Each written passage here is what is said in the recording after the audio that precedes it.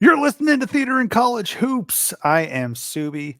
Alongside me is Taylor Dammel. We are brought to you by Belly Up Media. Go download, subscribe, rate, and review us on whichever device it is that you use. Your college hooper of the day. I'm going with a deep cut here, Taylor. I'm trying to keep it with tournament heroes. And I don't remember this guy. Well, I do remember him, but I forgot about him. That's what I should say.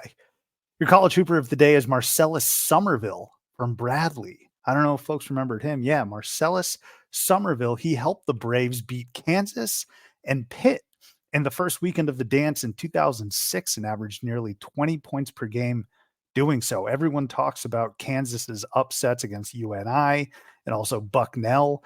People forget that Bill Self had an upset against Bradley before winning his first title there at Kansas in 08, and that loss against Bradley came in 06.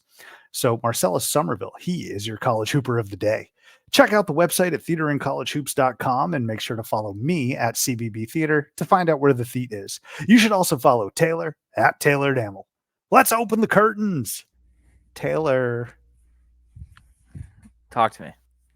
you know what today is. We're back. Full tournament, ass to ass coverage. Man, I'm like tingling. I got such a great feeling. Hold on. Let me do this right into the microphone real quick. Mm. That's the next 96 hours, essentially, of tournament time. Soup, do you know what my favorite movie is? What's that?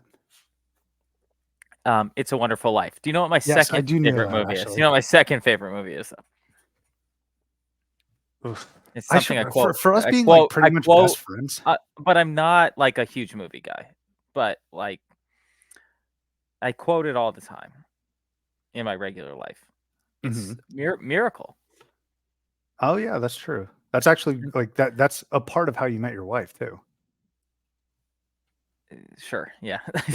Yeah. Did you quote Miracle I mean, when you first met her? I'm not sure that was the reason, but yeah, I mean, it's all Way to roll. it's an ever present movie in my life. But of course, Sue, today, right now, as we record this, the night before the tournament, we all have perfect brackets, Sue. And I've been told many times before, I've said it even more times, and that's great moments are born from great opportunity, Sue. And that's what we have here tonight. Okay. That's what we've earned here tonight. We've sat through the doldrums of winter. We've watched Virginia score 12 points. 14 points actually, like in a half. You were not even exaggerating that much. we are here. It is our time. Okay. I'm sick and tired of hearing about how football, basketball, all that, or NBA, whatever. This is our time. Okay. And we all have perfect brackets tonight. That might end by 11 a.m. local, wherever you may be sitting tomorrow. But right now, tonight, all of our brackets are perfect. It is the best day, or the start of the best weekend of the year, starting Thursday morning, which is hopefully when you're listening to this podcast. This can't be more exciting time than this right now. It's going to be a blast, man. I can't wait. It's I feel everything is good. in front of you. I feel so good about that for some reason. I don't know. I just feel I good. don't. Let me bring this down. I'm sorry. I don't. I'm nervous as hell. We just got to get this first game going for Arizona, of course. But that's the only thing I'm nervous about. Everything else I'm super pumped about. But Taylor, it's going to be so much fun. Feel like there's so much. I mean, I'm not trying to be hot take central here, because you and I have talked about this for however many years we've been doing this podcast or a college radio show or just sitting on our couch, and everyone every year says, "Oh man, the tournament's wide open this year," and it's always bullshit, right? Like, it's never truly wide open. There's 5 teams almost generally that are going to have like a significant advantage over everybody else. But in the first round, it's all wide open. And this year, I think, not giving the committee credit because I feel like they did a bad job, but I think they did such a bad job that it's going to be entertaining. Like, Yeah. In golf, we have this saying, and I did play some golf today. In golf, we have this saying is that shot was so bad, it's good, right? Like, where you hit the ball so far left, you miss the bunker and you're in the other fairway and you have a great lie, right? And I feel like that's almost what the what the committee gave us is they were so bad that it's good. That there's like so many more variables. There's so many underdogs that are actually underdogs in seeding, but are favorites in betting, or people that we just think, I think the general public thinks are actually going to win this game. So that's how I'm going to phrase this going in. Is I think the committee did such a bad job that it's going to be extremely entertaining, and I know I'm the grand optimist generally, but that's how I'm going to roll with this. Looking at the tournament, is that so many variables in place that maybe we wouldn't have picked, or the regular person wouldn't have picked. But I think it's going to work out well. Let's put it that way.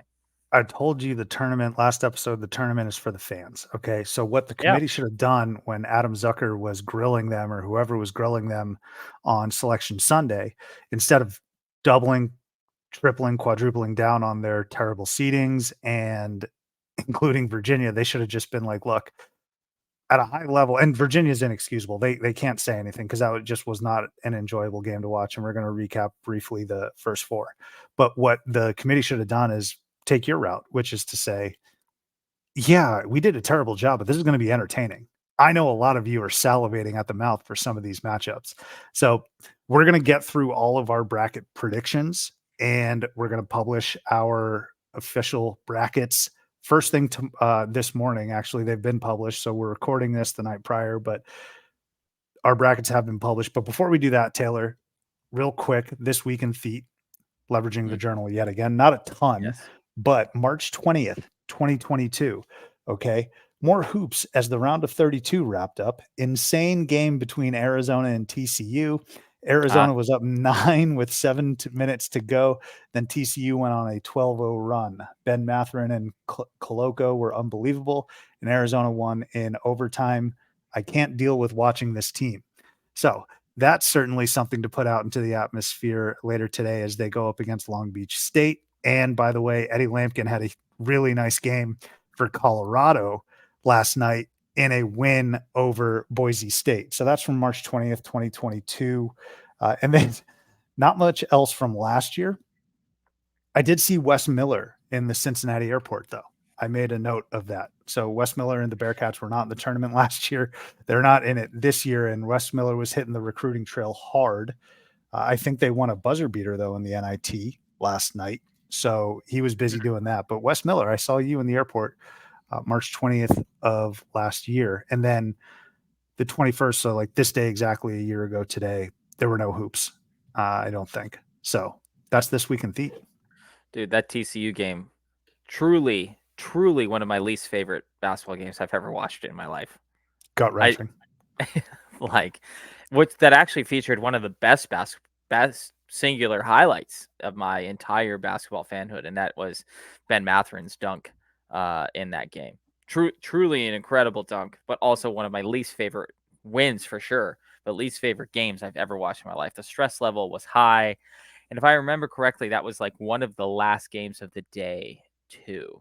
I think it was one of the last games of the day. So it was kind of like one of those standalone games where everybody was kind of watching it at this point. I believe that was at Viejas in San Diego.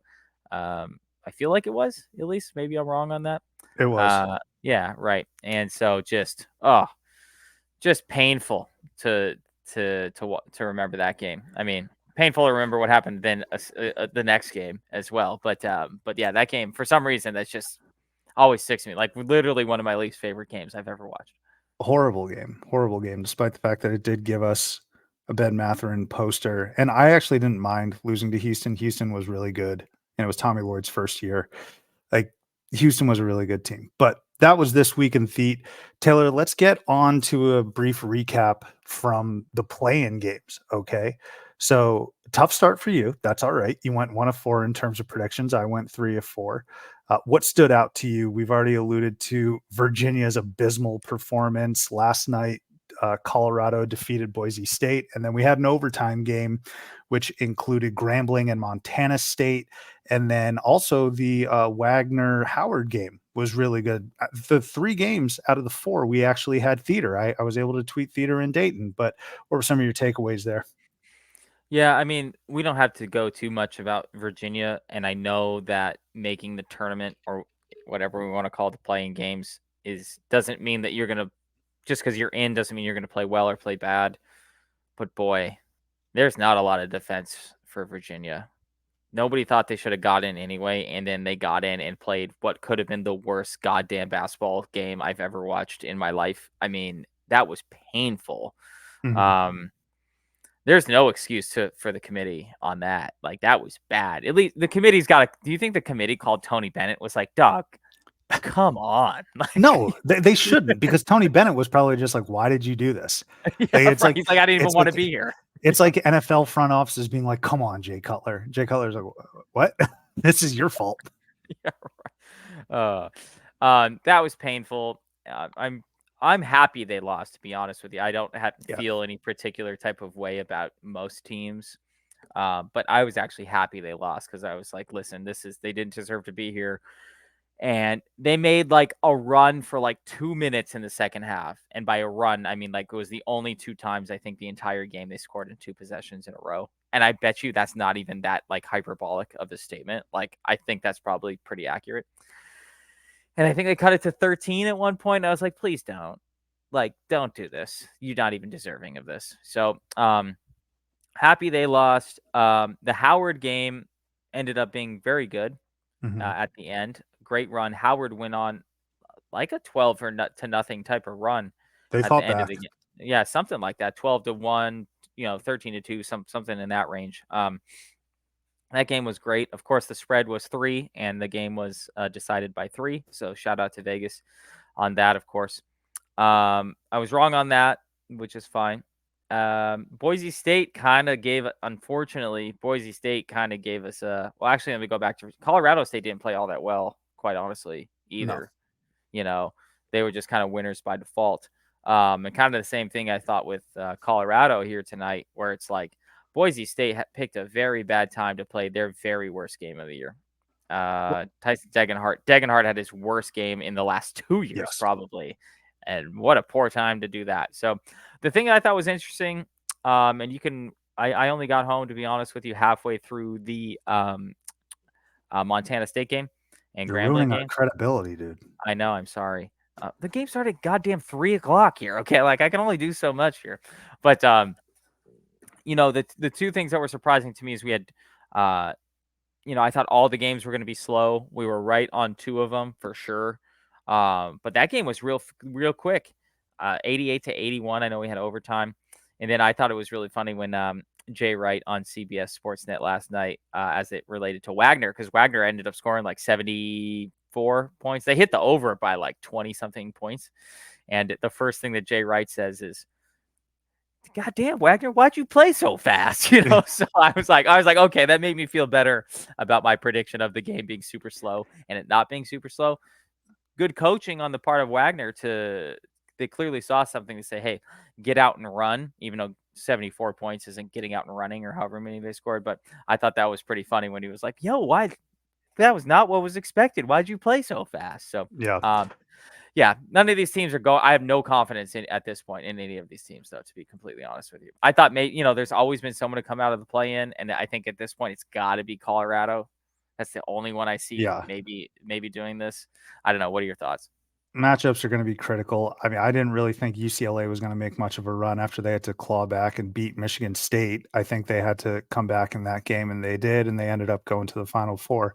But in terms of recapping this first 4, I thought it was really good, actually. Like, the games were entertaining. They were fun, with the exception of Virginia, Colorado State. I'm not going to go into that. The whole timeline was united against Virginia. And I just want to make sure I'm trying to be as honest and calling it like I see it, but I do love Isaiah Wilkins, who was on the program, assistant coach and former player at Virginia. I'm sorry if we're clowning too much on your Cavaliers, but I don't need to go much further into Colorado State, Virginia. Wagner Howard was a fun game down to the wire. Wagner just continues to string together and play off of their momentum from the NEC with a short number of individuals, 7 healthy players, whatever it is. Wagner just continues to roll. They're fun. And then last night's games, I should say, we'll start with Colorado, Boise State. Okay. So I did say Colorado was going to win this game. I did say KJ Simpson was going to outplay Max Rice. That absolutely happened. But I also said that Tyson Degenhart was going to be the best player on the court. Not the case. You mentioned it. It was his worst game, absolute dud, a stinker, and that sucks. That's like a terrible feeling and a terrible way to enter the offseason. Shout out Roberto Bergerson, another friend of the program, assistant coach for Boise State, but their season's over. And I didn't really expect that to happen from Degenhart. I expected the loss, but I didn't expect that to happen from Degenhart. Eddie Lampkin was really good. I'm telling you guys, like, we already referenced that TCU Arizona game. So I know when Eddie, and I've seen enough of Eddie Lampkin in the regular season and also the postseason to know that when he starts gyrating down low, like when he starts moving like Drewski, you're in some trouble. You are in a heap of trouble because his confidence grows. He gets active on the defensive end and he'll give you some critical points. He scored double figures. But and KJ Simpson was really good. He showed up late, but throughout the game and throughout the season, and really, Taylor, throughout his entire career, the guy who has held Colorado afloat is Tristan freaking Da Silva. He is so steady, man. He had the best and most consistent game of any Buffalo, and I love that guy. I hate playing against him because he's just so consistent and good. He was the only threat throughout the game offensively, played well on defense, and the Buffs end up getting a win. Now, for the Boise State side, that's 3 straight tournaments, which is great, but it's also still no wins in the NCAA tournament for Leon Rice and the Broncos. And so you start to wonder, is this just their ceiling? Like, Leon Rice is an awesome coach. I think he's a great coach, and I think it speaks to his skill as a coach and just proficiency as a coach for getting this Boise State team and this roster to dances 3 straight years. But I think that just might be their ceiling. And if they extend it, it'll maybe be 1 win or a second weekend, but they're still building towards that. So that's Colorado, Boise State. Game of the weekend, though, for sure, was the overtime game between Grambling and Montana State. Grambling gets their first ever tournament win. What a great scene. What a great comeback in the second half. And Taylor, they did it by turning over Montana State. The Bobcats were cruising. They were absolutely cruising. And I was wrong in saying that the Bobcats were going to win. I completely disrespected Grambling and I disrespected the SWAC. They came back, forced a ton of turnovers, converted on those turnovers, and ended up winning the game in overtime. I thought it was a really special performance. I think they're playing with confidence right now. And I know the joke is that Purdue's going to have to worry about it and Purdue's scared, all that stuff, blah, blah, blah. Purdue should win that game. I can't confidently say they're going to win this game 100%, but Grambling, I thought was very impressive and showed a ton of mental fortitude and toughness in that second half. And that just really speaks to March, Taylor, in the sense that, like, if this game was in November, December, January, they're probably folding or they're not playing as hard, knowing that this is it, being down 14, 13, whatever it was, locking up on defense and finishing down the stretch against a solid Montana State team from a better conference. I thought Grambling was the most impressive, and that was definitely the most fun game. But great weekend, or excuse me, great first 4, I should say, all in all. From the under 8 timeout of the second half in the Grambling Montana State game, that's everything you ever would want from a basketball game. The lead changed hands like 15 times. It felt like nobody. I mean, the largest gap, let's call it, that they had in that last 8 minutes of the game was literally just the free throws at the end of the game. And so that was everything you wanted from a college basketball game, especially to kick off March Madness. Shoot, that, like, that Howard game was almost just the same. They almost clawed all the way back as well. Mm-hmm. In similar circumstances, Grambling did get it done, in that Wagner game, Howard did not get it done. Excuse me. So, but no, the last minutes of that game were incredible. That's everything you want. And even, yeah. And like you said, the Boise State Colorado game too. I mean, that came down to the wire, back and forth. Boise State just couldn't finish at all. They were terrible at the rim. At the rim, just terrible. Awful. Especially in the last 2 minutes, 3 minutes, they had 2 or 3 really not automatic looks, but really good looks at the rim. So no, but if this is what leads us into the tournament this year in terms of like the closeness of our games, and we're in for a heck of a ride here over the next few weeks. Fired up, man. Let's get into it, shall we? Let's do our bracket predictions. So, Taylor, what we do every year, my man, right? So why don't we just go through region by region? Don't have to spend like a ton of time on 1 versus 16s. things like that, but Yeah. really want to give us both the opportunity to highlight some of our upsets, some of our reasoning, some of our rationale. Um, this isn't even a spoiler at this point. We both have Arizona winning the national title. So why don't we start Correct. there? Why don't we start there and we'll work all the way back. So Taylor, why don't we start in the East region? Okay. And we'll just go down the list, down the matchups. And we can start, of course, with UConn Stetson. I'll kick it to you. I'm assuming any chance the Hatters have the upset here? I'm assuming no. No, didn't give it any thought. Nope. Yeah. All right. Me neither. You want me to roll through it here, or you want to roll down? I'd love for you to roll through it and then I'll jump in. Okay. So I'm going with Northwestern over FAU. FAU too inconsistent this year. A program that we've talked about a lot on this podcast. Probably more. We've talked about them more than necessary, given how good they actually are, which is not very. So I'm rolling with Northwestern on that. Gave some consideration to taking UAB. Decided I would run with San Diego State at the end of the day. I think UAB does have an opportunity to win this game, but I think San Diego State still has enough people left from last year's title run. They're really experienced from a very good conference. So I am going to roll San Diego State. Auburn, legitimately one of the top 5 teams, if you look at the analytics, to win the national championship here. Probably one of the most under talked about teams in the country, Auburn, just given how good they really are, and obviously best friend of the program. Nick Saban. In program, I know. So in Burgo there, so got to support my Auburn Tigers. From there, I'm going to go with Illinois. I don't. I know Morehead State has been a little bit of a trendy-ish pick, but I don't buy it. Brett Underwood, those guys always know what they're doing there in Champaign. I'm taking Drake over Wazoo. I'm going anti-West Coast here. Wazoo is the tallest team in the country. They just, after that Arizona game, they just kind of played some inconsistent basketball down the stretch, and and Drake has been really good, quite honestly. So I feel like that's right for the picking right there. Drake actually favored in this game by 2 points at my last look, so I'm rolling with Drake. And then at the bottom, of course, South Dakota State. It seems like they're there every other year. Very talented and put together team, but Iowa State, the darlings of the year, let's call it, at least to us, in terms of what they were projected to be and what they actually were. Iowa State outperformed their expectations more than anybody else this year, and I think they'll ride that pretty deep, as you'll see, as I feel here in this bracket. So Iowa State to wrap things up there over South Dakota State. So before I dive into mine, did I miss it or did you choose a winner in BYU Duquesne? I think you may have I did skip that. that. I did skip that. Excuse me. And for some reason, and of course, I skipped over the only upset I have in this side of the bracket, really, and that's Duquesne. Were you trying to keep that from us? No, but maybe I am. Maybe that's a sign. No, BYU. I don't want to stereotype. Braun gave Duquesne new shoes, by the way. Yeah, and that's why I'm rolling with him. No, I mean BYU. The thing with BYU that makes them ripe for upsets, let's call it, not to use the word ripe twice in the same segment here, but they're not going to out athletic anybody.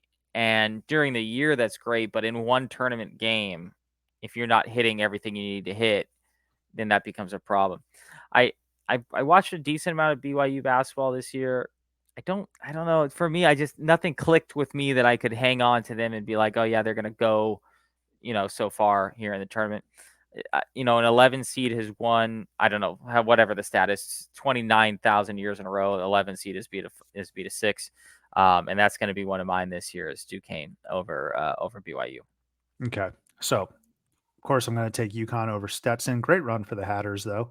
Northwestern, FAU, I mimic your thoughts. FAU has developed terrible behaviors for the past month and a half. They have not moved me at all in the year of our Lord 2024.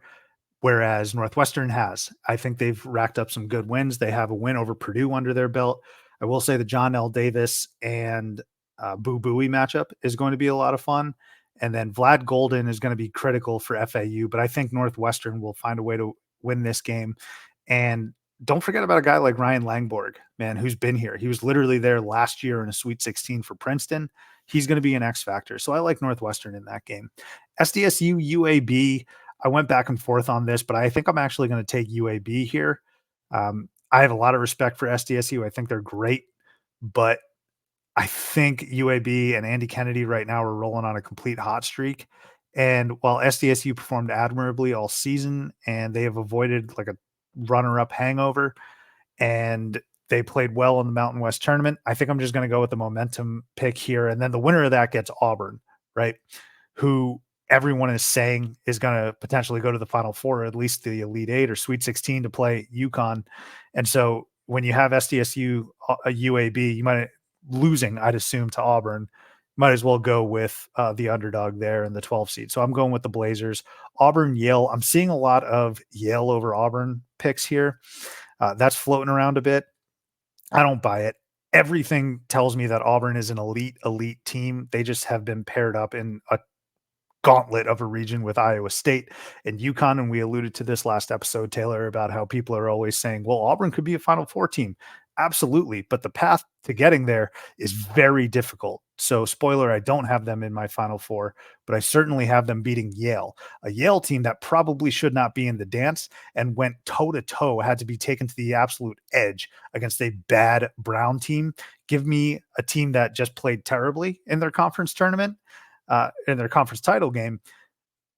Or don't give me that team. Excuse me. Yale played terribly in the Ivy League title game. Auburn, on the other hand, ran through the SEC. Auburn very easily there. I'm going with BYU because of their shooting. Another team, Duquesne, that had kind of a Linsanity run. They didn't necessarily have to go through a ton of tough competition in the A10 with a lot of different upsets. But I love BYU just because they're snipers and they shoot the hell out of the ball. And I'm putting a lot of stock in their resume, which includes their Big 12 resume, which includes a 15-point win over Iowa State. Let's not forget about that. And they only lost to Iowa State the second time, I think by 5 or 7. So I like BYU in this. I think Duquesne is just going to be completely outmatched. Illinois Morehead State. I can't quit Illinois for the past like 5 years. And again, if it wasn't such a difficult region, I think this would be a 3 seed that I would take to go super, super far because I love this Illinois team. I think Coleman Hawkins is very versatile.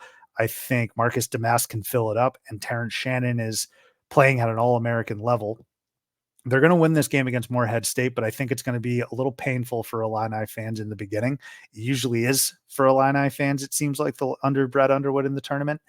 Morehead State, I think, is a good matchup. Illinois usually gets paired up with terrible matchups. Morehead State, I think, is a good matchup for Illinois, with the exception of Riley Minix. He's going to give them trouble. Just watch out for that. But Illini win. I'm going to go Wazoo over Drake. I'm seeing a ton of Drake over Wazoo. I buy into this Washington State team, man. They have struggled since winning and taking the lead in the Pac-12 conference standings in Tucson, but Washington State is huge. I think they're tough. I love that they don't give a shit about your pedigree or anything like that. I'm rolling with Isaac Jones. I'm excited to see how Miles Rice performs on the big stage. And Yakimovsky, I think he's a great shooter. So I like Wazoo in this. And then Iowa State over South Dakota State. Don't need to go too much further in depth there. Round of 32, Taylor. So I think you have Connecticut and Northwestern. Who wins that? So I do want to point out one more thing just about the one real up. Kane is a top 30 defensive team in the country. Just throwing that out there. And I think they turn you over pretty well too. So I'm not, that's just my pick, but that's not a feel pick as much as it is like, hey, there are some actual, a lot of these are just going to be feel picks between you and I at this point. That has some analytics to it where Duquesne is a legitimately good defensive team. So anyway, I do have UConn beating Northwestern, and I would have UConn beating FAU. There's nothing to really discuss there. I have Auburn beating San Diego State. That is going to be kind of a grinder type of game if it comes to fruition. Two slower teams. I think Auburn just is, Auburn's the number 4, I think, defensive efficiency team in the country this year. San Diego State isn't. I mean, San Diego State is a good basketball team, but they're not super gifted offensively. I think they're outside of the top 50 in offensive efficiency. I think Auburn wins that one. Not easily, but, because it's going to be a lower scoring game, so the point total won't seem like it's going to be a ton, but I think they'll win by double digits in that one, maybe stretch it out to 10 or 12 by the time that game's over. I'm going to have Illinois taking down Duquesne. What I just said about Duquesne applies great when you play BYU. It doesn't apply the same when you play a high-level team like Illinois. So I have Illinois going through on that one. And then kind of same thing as it applies to Drake, Iowa State. I think the Drake story is great. I also think the Wazoo story is great. I would still have Iowa State coming out over both of them. So at this point, heading into my Sweet 16 from this side of the bracket, I have Iowa State, Illinois, Auburn, and UConn. Some would say that's pretty chalky. So I'm pretty chalky as well. I got UConn over Northwestern, too dominant, too big of a force. But again, I want to reference that Northwestern over Purdue game. We always put UConn and Purdue in relatively the same category. I've actually seen, and we have proof evidence of Northwestern taking down these types of teams. So I think that'll be closer than a lot of folks will give it credit for, but I am going to go with UConn because they've just been a buzzsaw all year. Next, Alabama Bowl. I'm going with Auburn over UAB. The run ends for the Blazers. I've just been bought in and love this Auburn team. I think Janai Broome is going to feast down there, especially in this game. And I think Chad Baker Mazara is going to come up big. These round of 32 games sometimes come down to the others. And Chad Baker Mazara, who Mike Burgomaster talked about, and how like versatile and much of a wrench he is. He just does everything well and in positive fashion for Auburn. I think he comes up big and they beat UAB. BYU, Illinois. This one gave me fits, man. Gave me a ton of fits. But here's my first upset. I'm going to go with BYU over the Illini. Yes. I'm a believer in this BYU team, man. I've seen them play well in the toughest conference in America. Illinois, obviously, champions of the Big Ten. But BYU has shown me enough this season in their inaugural season coming over from the West Coast Conference to the Big 12 Conference. I mean, I don't know if you can get more of a stark difference than that or a stark delta than that. And BYU more than held their own with a couple of great wins in conference scheduling. So I'm going to go with BYU. I think their 3-point shooting carries them one more time, and they're going to catch a bit of magic here. So give me the Cougars there. Do not give me the Cougars in this next game, though. I'm going to go with Iowa State over Washington State. Washington State is just a little too limited offensively. And if that's the case against potentially the best defense in the entire country, give me Iowa State. If Milan Momlovic, I'm mispronouncing his last name, I apologize. But if he plays well, the freshman for Iowa State, I think this could be a double-digit victory for the Clones. So to recap there, going UConn to the Elite Eight, Auburn to the Elite Eight, to the Sweet 16, UConn, Auburn, BYU, Iowa State. So from there, you have UConn and Auburn. Yep, and I'm going chalk still on that. UConn is the best team in the country. It's such an unfortunate situation for Auburn because I think that outside, I know you already said it, but outside of this particular region, I could see myself taking them to the Final Four in every region except for the one that they're in, unfortunately. And so I'm rolling with UConn. And then I want to just point something out. I'm taking Iowa State over Illinois because I want to point out something that has just happened in the last day. Iowa State is now the number one defensive efficiency team in the country.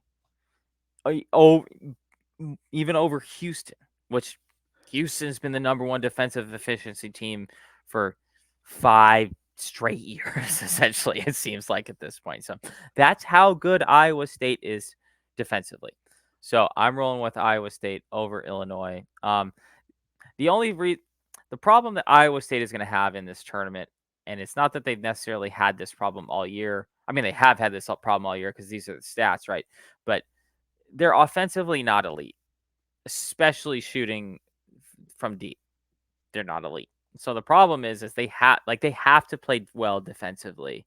Have to, because they're just simply. And even if you compare it to a Houston has more firepower offensively than Iowa State does. So Iowa State has to play defense. I think they will, and I think they will take down Illinois. So that's UConn and Iowa State, number 1 and 2, heading in to the Elite Eight. Milan Momcilovic.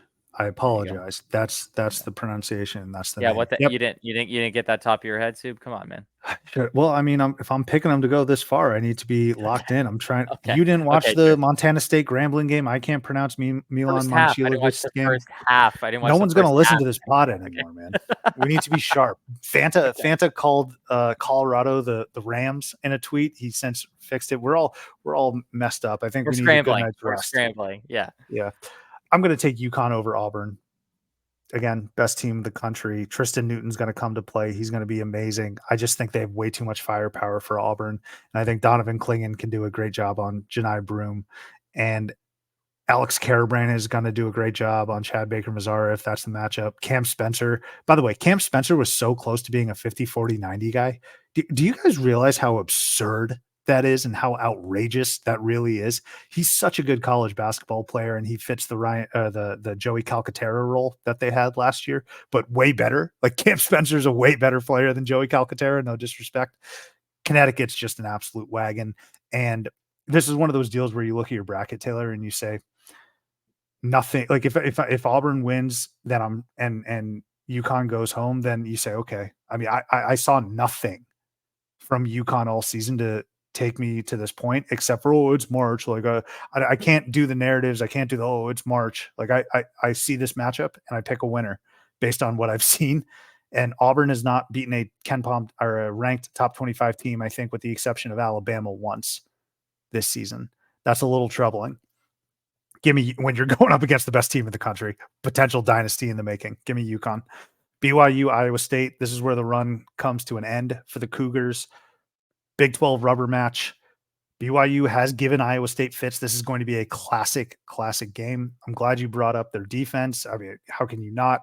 But I'm glad you brought it up with respect to Houston. They are basically Houston, if I'm being honest with you.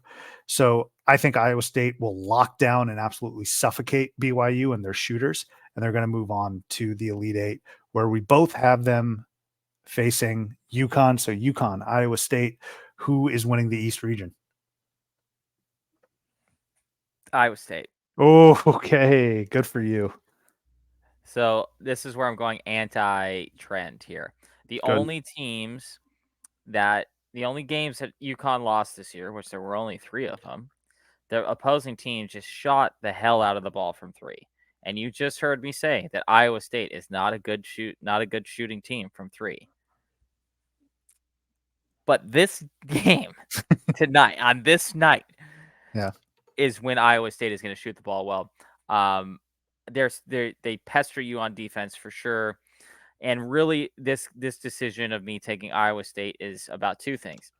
It's about Iowa State's defense, and it's about just how difficult it is to repeat. And I know that's kind of dumb because last year is not this year, and we all know that. Like, we look at all these trends. It's just like, take the roulette table. Just because it hits black 22 one time doesn't mean it can't hit black 22 the next time. Like, trends don't matter when it comes to that type of stuff, right? But I just think it's difficult to repeat. And Iowa State's think that UConn will have had to play just a scrappy, hard game before that against Auburn. I actually think UConn's path, once you get to like the Sweet 16, is worse than Iowa State's is in terms of their opponents they have to play. I think that's a legitimate argument. So I think Iowa State is going to be able to. I think UConn's just going to have an off night, and Iowa State's going to have an on night, and Iowa State's defense is going to be good enough. So give me Iowa State. Believe it was Kevin Gates who said, "I can't co-sign that, big brother, but I ain't mad at you." So I am going to go UConn. Baby. Oh, I freaking love March Madness in the brackets, man. I am going to go UConn here, though. Like you said, every point you made is taken with 100% sincerity, and I love it. I love Iowa State. I've been on this team for so long, really ever since the J.R. Blount interview. And I love a great defense, and that's exactly what they are. But UConn just has so many weapons, Taylor, and they've been through fires, and they pull out games that they probably shouldn't. It's impossible for me to question the heart of a champion, and that's what we're going to get. We are going to get a heart of a champion type of performance and game here, Taylor. And I've seen I've seen Iowa State trip up a couple times, and those are the slim margins when I'm making my picks. when I look at UConn, I'm like, okay, yeah, I guess they lost to Seton Hall, who probably should have been in the tournament, but they also lost to Kansas on the road in Allen. And you say what you want about Kansas, but that was a road game. That's always very difficult. And I've said this entire season, UConn's a serious business. They're a juggernaut. So I can't get scared now. I do understand the repeat angle. It's very difficult to repeat as national champions. It's not as difficult to repeat as a Final Four contestant. So I'm going to go with the UConn Huskies there winning the East, my friend. Let's move on now. Oh, go ahead. Sorry. Oh, I was just saying I like that we both have the same Elite Eight, though. I enjoy that. I think we're right on with that. And I think our only caveat would be we would take Auburn that far if they were pretty much in any other region. Would you do the same? Yeah, absolutely, Yeah. man. Yeah. Absolutely. I don't put a So huge amount of stock into SEC or conference play, but they look so good. And the so metrics love them. not that we don't want to hypothetical this to death because we could go for literally 8 consecutive hours doing that. But if Auburn beats UConn, who's going to the Final Four between Auburn and Iowa State? I think I'd have to say Auburn. I think I would too. I think I'd have to say Auburn. Like you slay the giant, man. You're playing with fire. Well, and they're just as good defensively and significantly better offensively than Iowa State. And this is two guys who are clearly like Iowa State. I'm taking them to the Final Four. So I agree with you on that. Not to hypothetical everything to death, but I would agree with that statement. Yeah, I think the biggest differences we have there is I have BYU getting to the second weekend. You got them losing first round. So that's a stark difference. But outside of that, pretty similar. Okay, Taylor, let's move on now to the West. Carolina Wagner, kick us off. Oh, my West is a mess. Not starting with this game, but my West is kind of a mess. So yeah, I think we're gonna have a little fun here. Yeah, for sure. Clearly, North Carolina is going to win this game over Franz Wagner here. So I'm going to go with that. I have Mississippi State, as I kind of alluded to on the last 2 podcasts that we've done. There's nothing I really like about this Michigan State team, honestly, at this point. So I've kind of hung on to Mississippi State for no real good reason other than I watched them on November 8th and they beat ASU. And for some reason, I thought very highly You of love them. that, yeah. I don't have any idea why. But they beat Tennessee twice this year. Mhm. So this isn't Yes, just they like did. I'm not full of shit when No. in that they beat arguably a team that could have been the a 1 seed twice this year. So I like Mississippi State just because of that ceiling there. I'm gonna go with my local boys in Grand Canyon over the Lopes St. up. Mary's. St. Mary's is actually hold on, that was text. I gotta keep my fingers lower than that for Yeah, those a little listening. respect, please. St. Mary's is my biggest conundrum in the whole tournament in terms of the distance that I think this team could go. I think I could legitimately take St. Mary's to the Elite Eight and have no problem with that. I also think that they could be picked off in the first round by Grand Canyon. I think we all have one of these teams every year, and we always pick that team incorrectly. Yes. So I know that St. Mary's is going to the Elite Eight. Unfortunately, I'm picking Grand Canyon to win that game, which then brings me to my next pick, which is we seemingly have one of these almost every other year, and that is a double-digit matchup in the round of 32. Yep. I'm taking Charleston over Alabama. And as you know, Sub, I've been very pro Alabama this year. Not that many weeks ago, I asked you if you would pick Alabama over like Marquette and every other team that was good for the rest of the year. I literally picked the worst possible option. That was at their apex. I know. I'm going to try and take my medicine and go with College of Charleston here in that one. Continuing the double-digit seeds that are winning in the West, I'm going with New Mexico. Legitimate argument to be made that there's no hotter team in the country than New Mexico. But maybe UConn, but New Mexico, as hot as anybody. Clemson, I was high on them at the beginning of the year. They had a very good season. Their season matched what my prediction for them was going to be, but that doesn't necessarily, as we know, apply to the tournament. I'm rolling with a very hot team in New Mexico. And I mean, New Mexico's got guys. I mean, they really do. They got guys. And of course, you got a guy like Jamarl Baker, who is one of our just premier Van Wilder House, guys, his 7th year in college, so he's experienced. We're gonna roll with New Mexico there. Baylor for one game, just given who. Why can't I think of who's announced out for the tournament for Baylor? Why can't I think of who it is? Someone's out for Baylor. Yeah, I must have missed this. No, it just dropped this evening. Excuse me, this is not where we're supposed to be going with this. Let me. It's not like Jacoby Walter, is it? That would be Oh significant. man, who was it? I'll come back to it. So, I'm regardless, I'm rolling with Baylor in this game, and then I'm going to take Nevada because they were just simply underseeded. Dayton has one guy, and if he doesn't play, score 40 points. Is Really, it this game. Langston Love, by the way? Oh yeah, is that who it was? It looks, yeah. Yeah, Langston yeah. Love isn't gonna play. Yeah. So yeah, whatever. That is who I was referencing. Yes, I almost said Lucius for a second. I don't know why I was thinking that, but anyway, I'm taking Nevada over Dayton, and then of course I'm taking Arizona over the Fighting Dan Monsons in Long Beach State. Shout out Dan Monson, by the way, because he has been the funnest guy this week in terms of his press conferences, his connection with Gonzaga. Of course, he was the original, the OG Gonzaga coach in the mid 90s that led Gonzaga to what their prominence is now. Left for Minnesota at that time. His dad actually was considered for the Arizona job and was competing against Lute Olson for the job 40 years ago. So he's got some really fun connections with Gonzaga, Tommy Lloyd, West Coast basketball, Lute Olson, Arizona. That doesn't mean anything towards this game, but it has been fun to listen to in his press conferences. And he's already been fired. So, like, the funniest thing he said this week so far is like, hey, guys, I don't care what happens. I'm working for free this weekend, So it's been really enjoyable to talk to him or to listen to him, but I'm rolling with Arizona, of course, in that one. Yeah, I'll take it from there and work back up. I'm gonna go Arizona. I think everyone knows how I have a pit in my stomach. I have poop in my pants, all of it. One thing working for Arizona and their fans, though, Tommy Lloyd has never lost 2 straight games. And so their last time on a basketball court, they beat Oregon. I'm dead serious, man. I know, Like, I for know, real. I know. They lost to Oregon, so I'm hoping that that streak continues. But that's a good thing for Arizona. What's working against them is that it'd be very Arizona to lose to a fired coach. What's working against them is Dan Monson looks like he does not give a damn, and he's playing loose, and his team's going to play loose, so they don't care. What else is working against Arizona? The exact same announcing crew, Nestler, Brandon Haywood, I think it is. They're on the call. They also called the Princeton game. So those are things that aren't Are on you the court kidding me? I didn't whatsoever. even I'm know dead that. serious. God Oh yeah. damn it.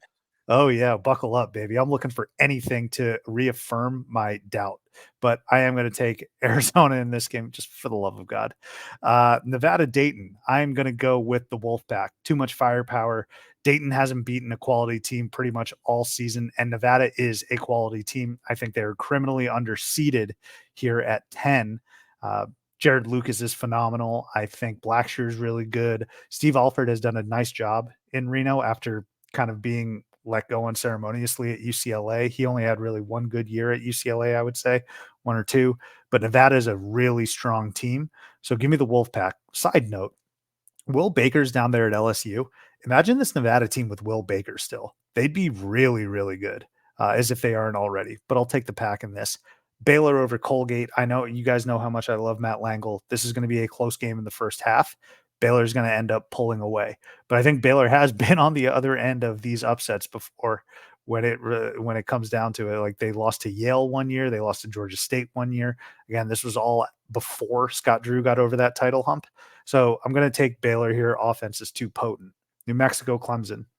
They got dudes, man. And I love the fact that New Mexico, everyone talks about cores having gone through tournaments before. I mentioned Boise State with the core of Dagenhart and Max Rice, and they've been through there and they've lost all 3, 2 or 3, whatever they were together. New Mexico, this core of Jamal Mashburn Jr. and Jalen House has been so close. They've been so freaking close, Taylor, to getting to the dance, and now they have a great opportunity. They are riding high. They know they have knowledge, Taylor, that they would not have been in had they not won the Mountain West, but they did. And now they're getting a Clemson team who, to me, is just lukewarm. And I think you hit the nail on the head. They've hit, I guess, every one of our expectations. They didn't fold in late January or February. They're at the 6 seed line, but New Mexico is as hot as those chilies down there in Albuquerque, man. They're ready to go. They're going to beat Clemson. Here we go. Charleston over Alabama. Yes. Charleston's going to beat Bama. Bama's just like a corpse walking right now, dude. They're the Grim Reaper. They don't play any sort of defense whatsoever. They've been awful the last couple weeks. They are ice cold. Charleston is coming off of a conference tournament win. Pat Kelsey can coach his tail off. Charleston's going to win this game, and I'm very confident in that. Grand Canyon over St. Mary's. You're absolutely right about the ceiling for St. Mary's. I do think Grand Canyon is going to pick them off here, though.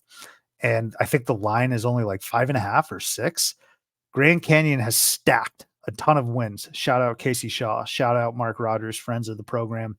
Would not shock me if St. Mary's wins this, like you said, and goes on to great things.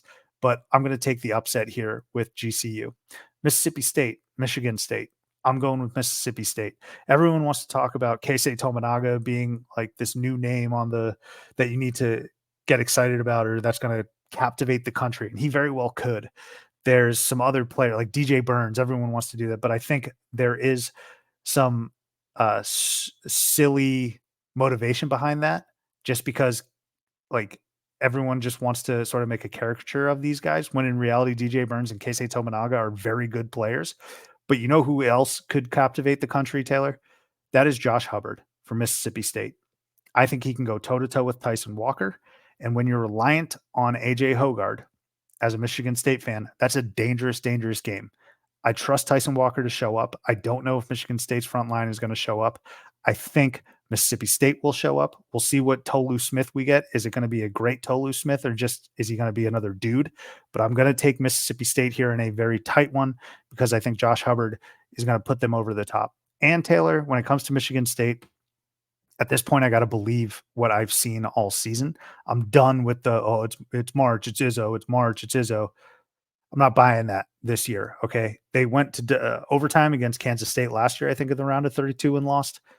It's not as if they've been world beaters the last couple seasons. They just haven't shown anyone anything of like inspiring hoops. Mississippi State did in the SEC tournament. I'm going to go with the Bulldogs. And by the way, Chris Jans can coach his tail off. Chris Jans delivered Danny Hurley's last tournament loss, I believe, by the way, when he was at New Mexico State. North Carolina Wagner, we're going to go with UNC. All right, round of 32 here.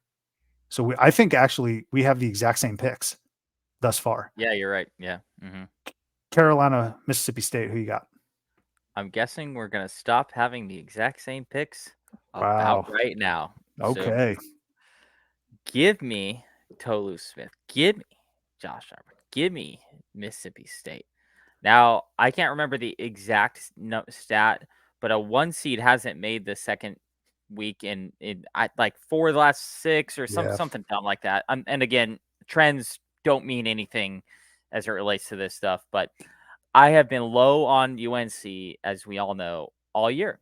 I can't frankly explain why to you that I am. I just feel like they have a missing piece as it relates to some of these other teams that we consider national championship favorites.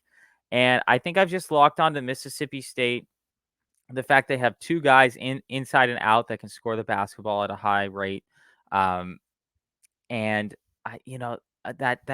beating Tennessee twice thing, to me, I've locked on to that. I think Tennessee's better than North Carolina. I don't think that's a stretch. I think you would probably agree with that, baby, even.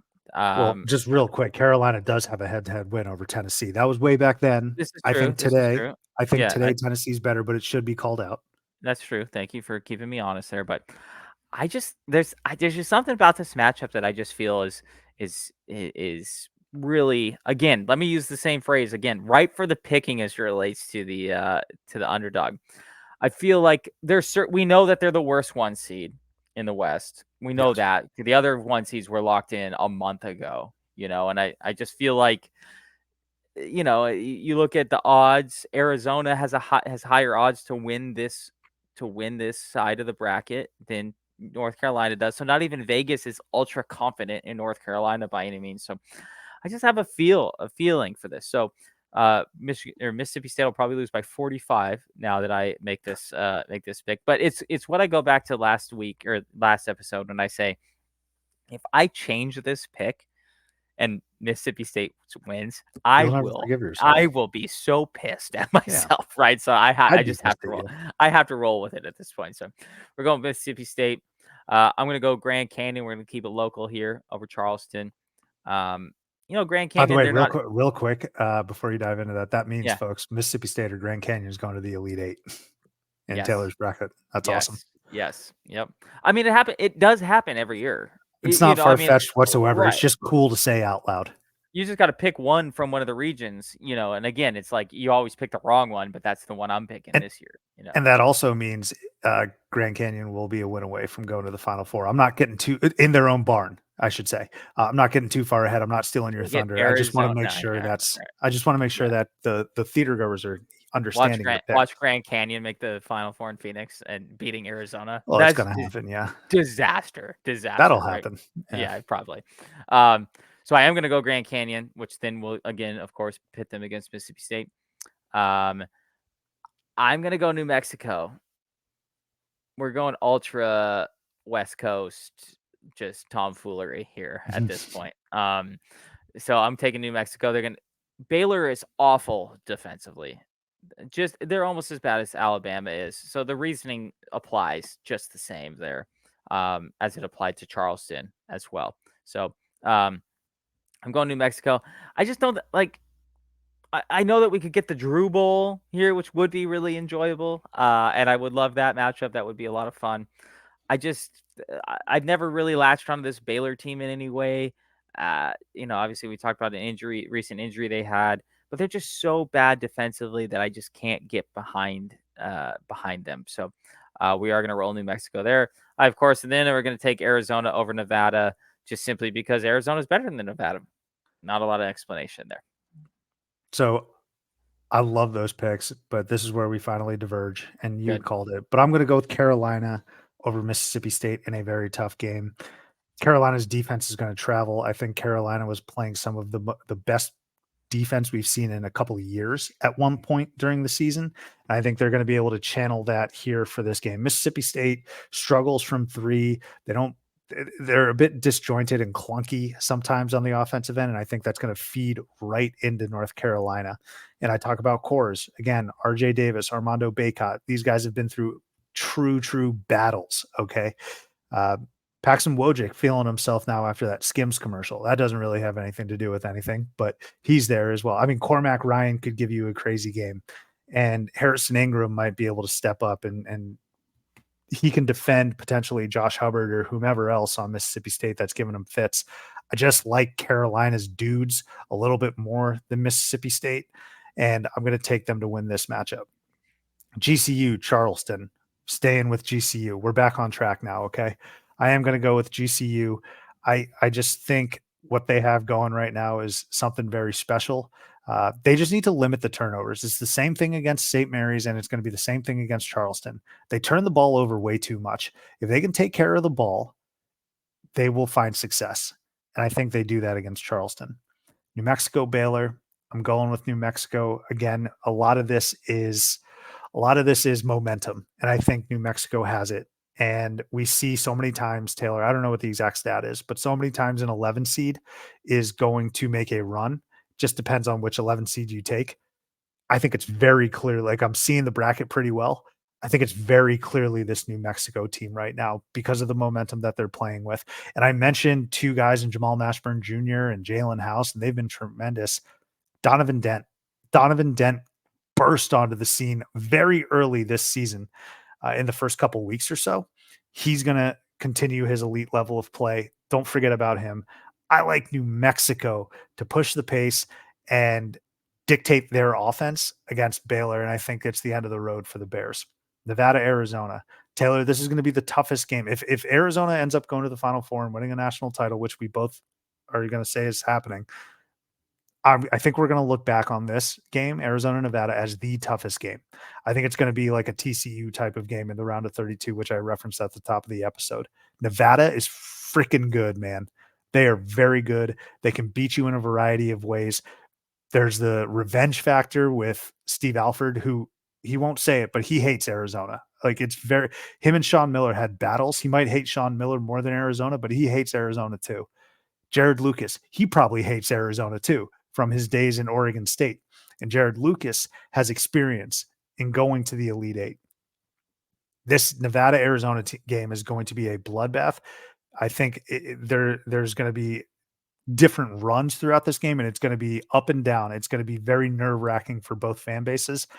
I have to take Arizona in this, but Taylor, I just want us to be prepped. If we get past Long Beach State, this Wolfpack game is going to be very, very difficult in my eyes. Yeah, then Nevada's top is 36th in both offensive and defensive efficiency. They're 36 in both.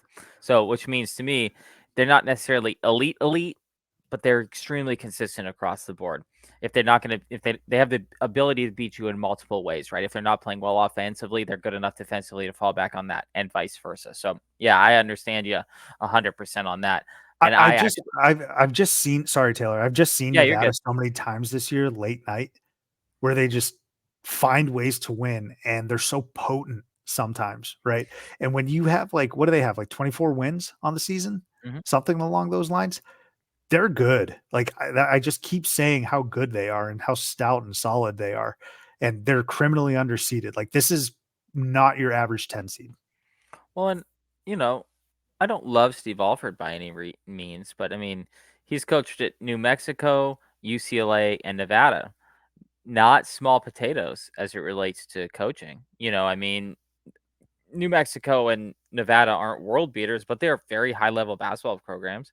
And UCLA obviously is toward almost the cream of the crop there, or at least used to be, So no, I mean, they got a lot of experience. They have a lot of depth. I really like that Nevada team too. I, of course, am taking Arizona over that Nevada team. And I think that their game against New Mexico is going to be actually easier than their game against Nevada, which, like, as you said, both very good basketball teams. New Mexico is, as we referenced, very hot. I kind of like all these Mountain West matchups because I really enjoy if I take my Arizona hat off and just look at it as a West Coast basketball guy. I like all these matchups. They're very good teams, Western powers.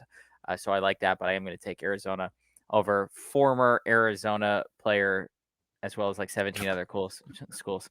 Jamarl Back Baker. to Jamarl Baker. Six degrees of separation with JB. Yeah. And then I'm taking Mississippi State over Grand Canyon. I think Grand Canyon run ends. I mean, if Mississippi State, especially if they make it this far, they've played obviously significantly better conference. They play against the Kentuckys and the Tennessees of the world. And if they've got this much momentum, I think that they have a better opportunity to continue that momentum than Grand Canyon. Love Grand Canyon, don't get me wrong, but Mississippi State has they haven't been to the tournament like this, but been there, done that in terms of their competition. So giving Mississippi State against Arizona, and not the football game we lost in overtime earlier this year. The revenge game for Arizona, even though nobody gives a shit about that, right?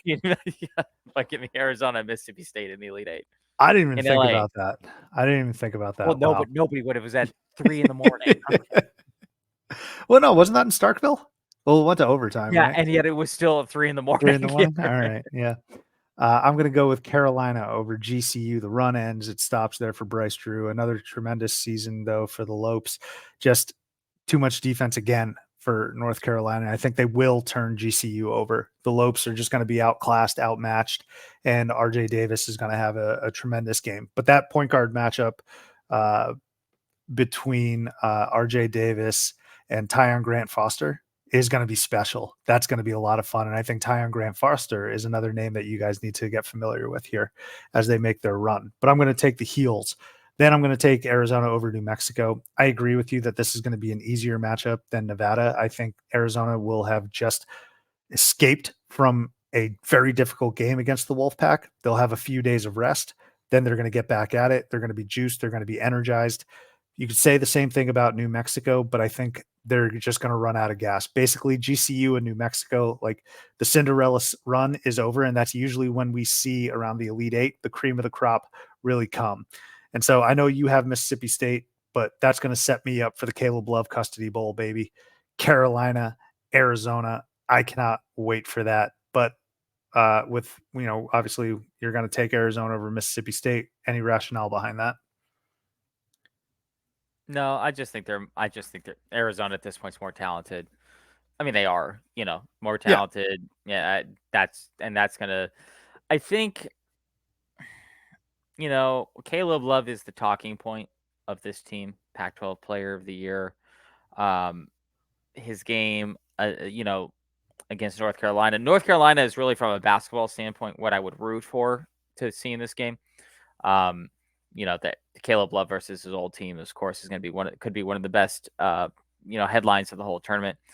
But it's really going to be a Kylan Boswell thing. It's not going to be a Caleb Love thing. Caleb Love is going to, Tommy Lloyd, I think, is going to have to just literally just grab Caleb Love by the jersey and be like, dog, I know we don't have to talk about it, but I know, okay, it's your old team, whatever, but you have to reel it in, and Arizona's success as a whole, not even in that game, I think is very much, whatever Kylan Boswell does. He has played like absolute dog shit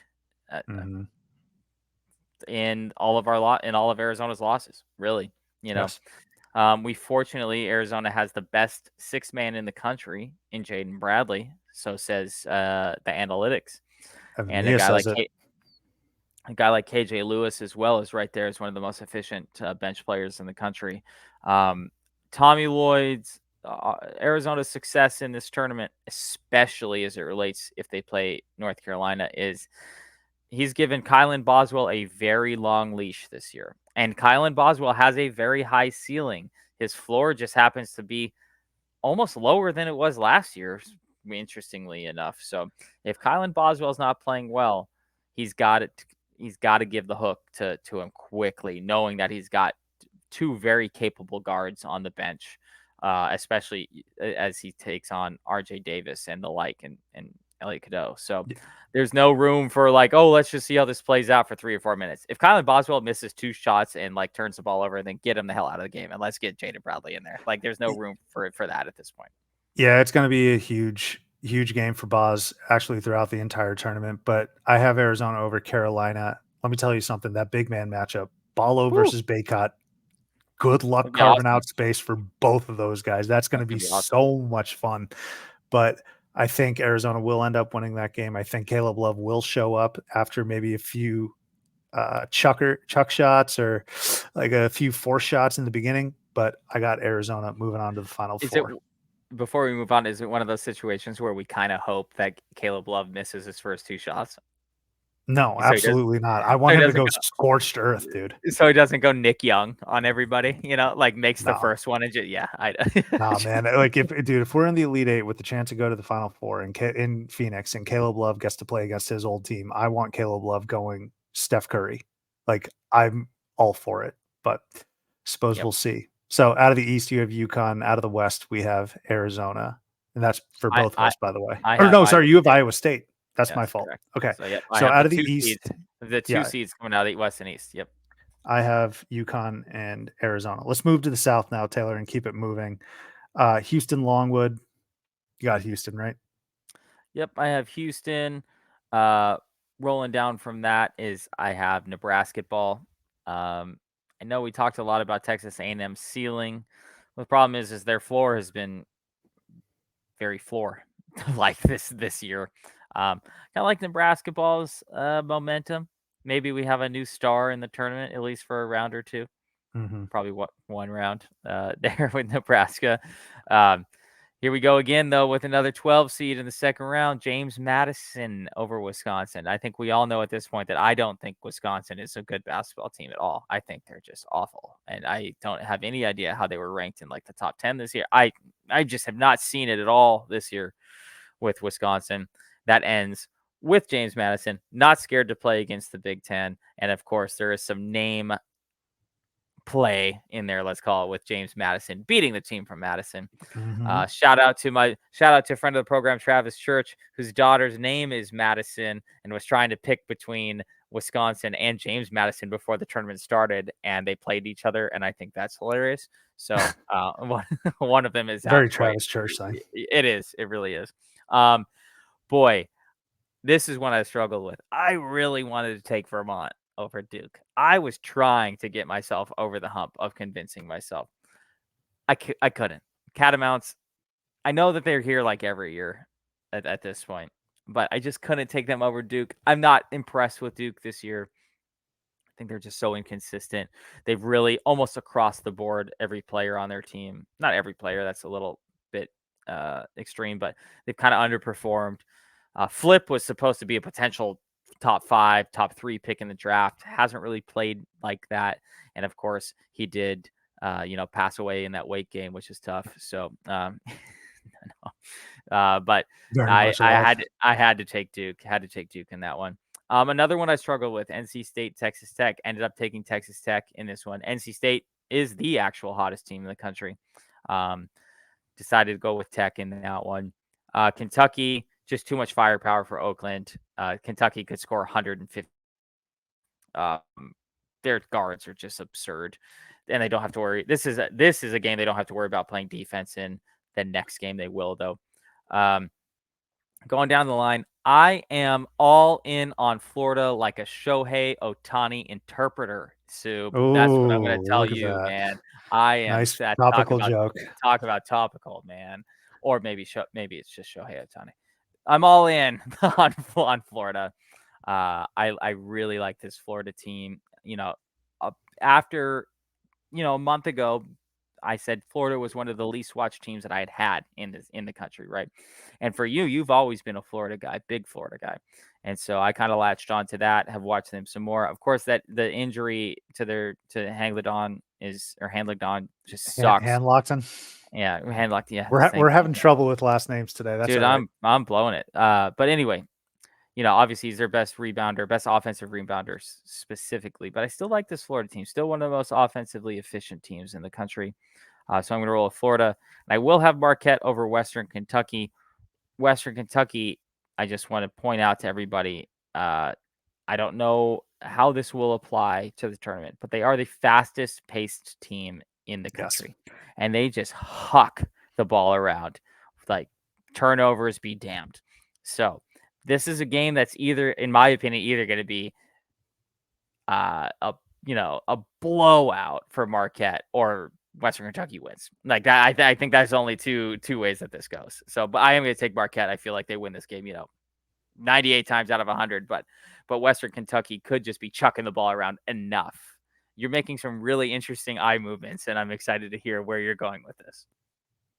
Hilltoppers. Let's go.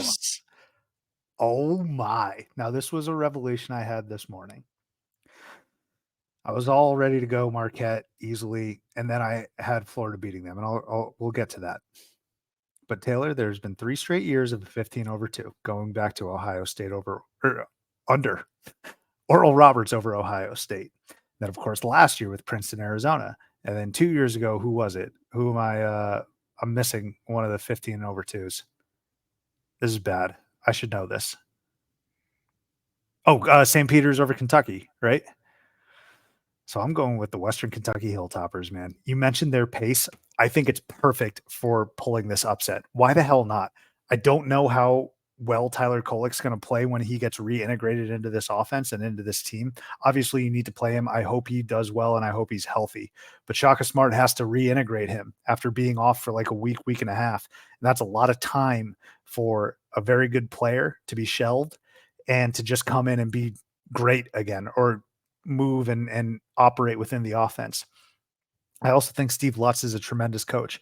He's taken Texas A&M Corpus Christi to the dance, and then he went to Western Kentucky, much like Tobin Anderson over at FDU last year. Okay. I actually wouldn't be surprised if Steve Lutz, as a result of this win, gets some big time offers. Really. I just love this pick here. Western Kentucky's going to play fast. And Taylor, what do we always say when you're a severe underdog, right? Just let it fly. Don't think. Just let it fly. Is there a team that thinks less than Western Kentucky? And is there a team that lets it fly and just goes with the flow? more than Western Kentucky. I don't think so. I don't think they're going to have any reservations. Fourth straight year, we got a 15 over 2. I am going with the Hilltoppers. And there's another reason why I took them, and I'll tell you next round. Okay. Florida against Colorado. Gonna go with the Gators here. I think it's gonna be a tougher matchup though than people might think. Florida's played really well. Colorado didn't move me all that much, but they're winning games. Okay, they won 8 straight going into the Pac-12 title game. Lost that against Oregon, but I think Florida ends up winning this game. The big man matchup we talked about, Ballo and Armando Bacot in a potential Elite Eight matchup. We are absolutely getting a Eddie Lampkin, Tyrese Samuel matchup, and that is going to be fun.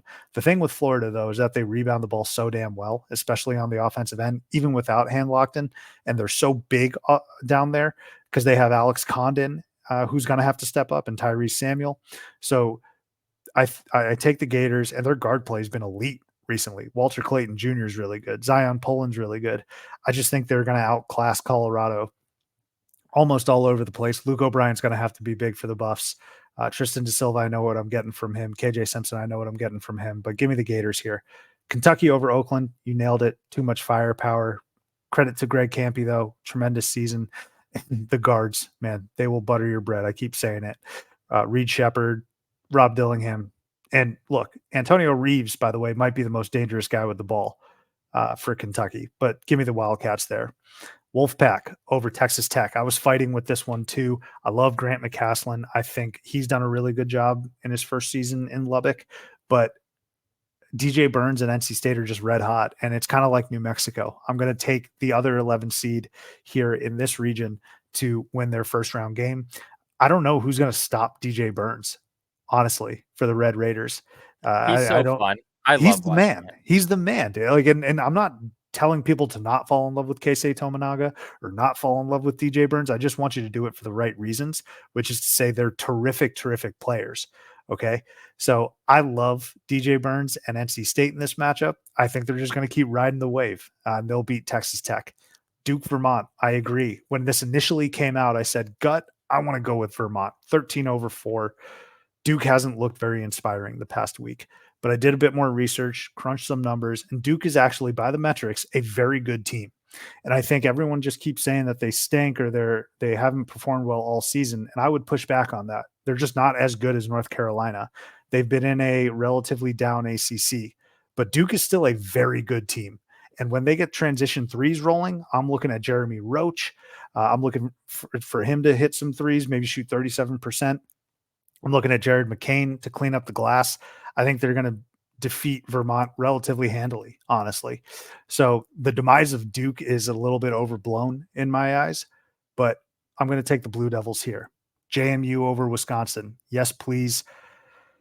Wisconsin had a really admirable run in the Big Ten tournament, defeating Purdue in overtime, but I'm going to take JMU here. The Dukes have racked up so many wins. They've been in East Lansing. They won that game. People are going to say like Wisconsin's better than Michigan State. I don't know if that's necessarily true 100% in a tournament setting. So I'm going to take JMU here. I will go Keisei Tominaga over and Nebraska over Texas A&M. That's going to be an elite guard matchup between Tominaga and Wade Taylor, who was our SEC Player of the Year preseason.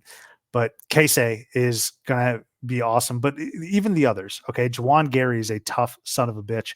Rank Mast, tough son of a bitch. They are very, very staunch, like on the offensive end, but they put the ball in the hoop, man. And Texas A&M has their lulls. They have their struggles. They barely got in. They had to make a bit of a run in the SEC tournament, which was impressive. But I'm going to take the Cornhuskers here strictly because of their offense. Then, of course, Houston over Longwood. Although there has been some data, Taylor, floating around that 16 over ones. It's the 16 usually has these phallic names, like Longwood, like St. Peter's. I don't necessarily know. It's the big upsets. UMBC Retrievers, they don't have anything. But Farley I saw that. Farley Dickinson. Yeah. That's right. Yeah. No, Houston's winning that game. And they're also going to demolish Nebraska. Yeah, I mean, I'd love to see it. I really would. I'd love to see it, but I think Houston's going to demolish. They'll run through these first 2 rounds, no matter who they play. whether that's Texas A&M or Nebraska. In this situation, it's going to be Nebraska, and I think they're going to get just smoked by Houston. So I am running with Houston on that. Let's get JMU to the Sweet 16. Spicy. Well, if I already thought that Duke was going to lose to Vermont, and I had to convince myself that they weren't, James Madison is better than Vermont. We know Spicy. this. We know this. I know that you're bringing up, things that are telling us that Duke is a good team, and I understand that. But I'm rolling James Madison because I think if they get to this point, James Madison, I think if they win one game, Uncle Mo is just going to be right there with them. They're like, oh, I like that. Do it again. That's how I feel James Madison is going to take over here because they beat Michigan State, and so if they can go back, kind of run that back, beat a Wisconsin again, and be like, no, we're here. Let's do it again. So I'm going to roll James Madison over Duke. I am going to go Texas Tech over Kentucky. Wow. Yeah. You may be the only person with Texas Tech in the Sweet 16 that I've talked to. That's fine with me, man. Fine with me. Scared money don't make no money. That's all I ever learned growing up, So we're going Texas Tech.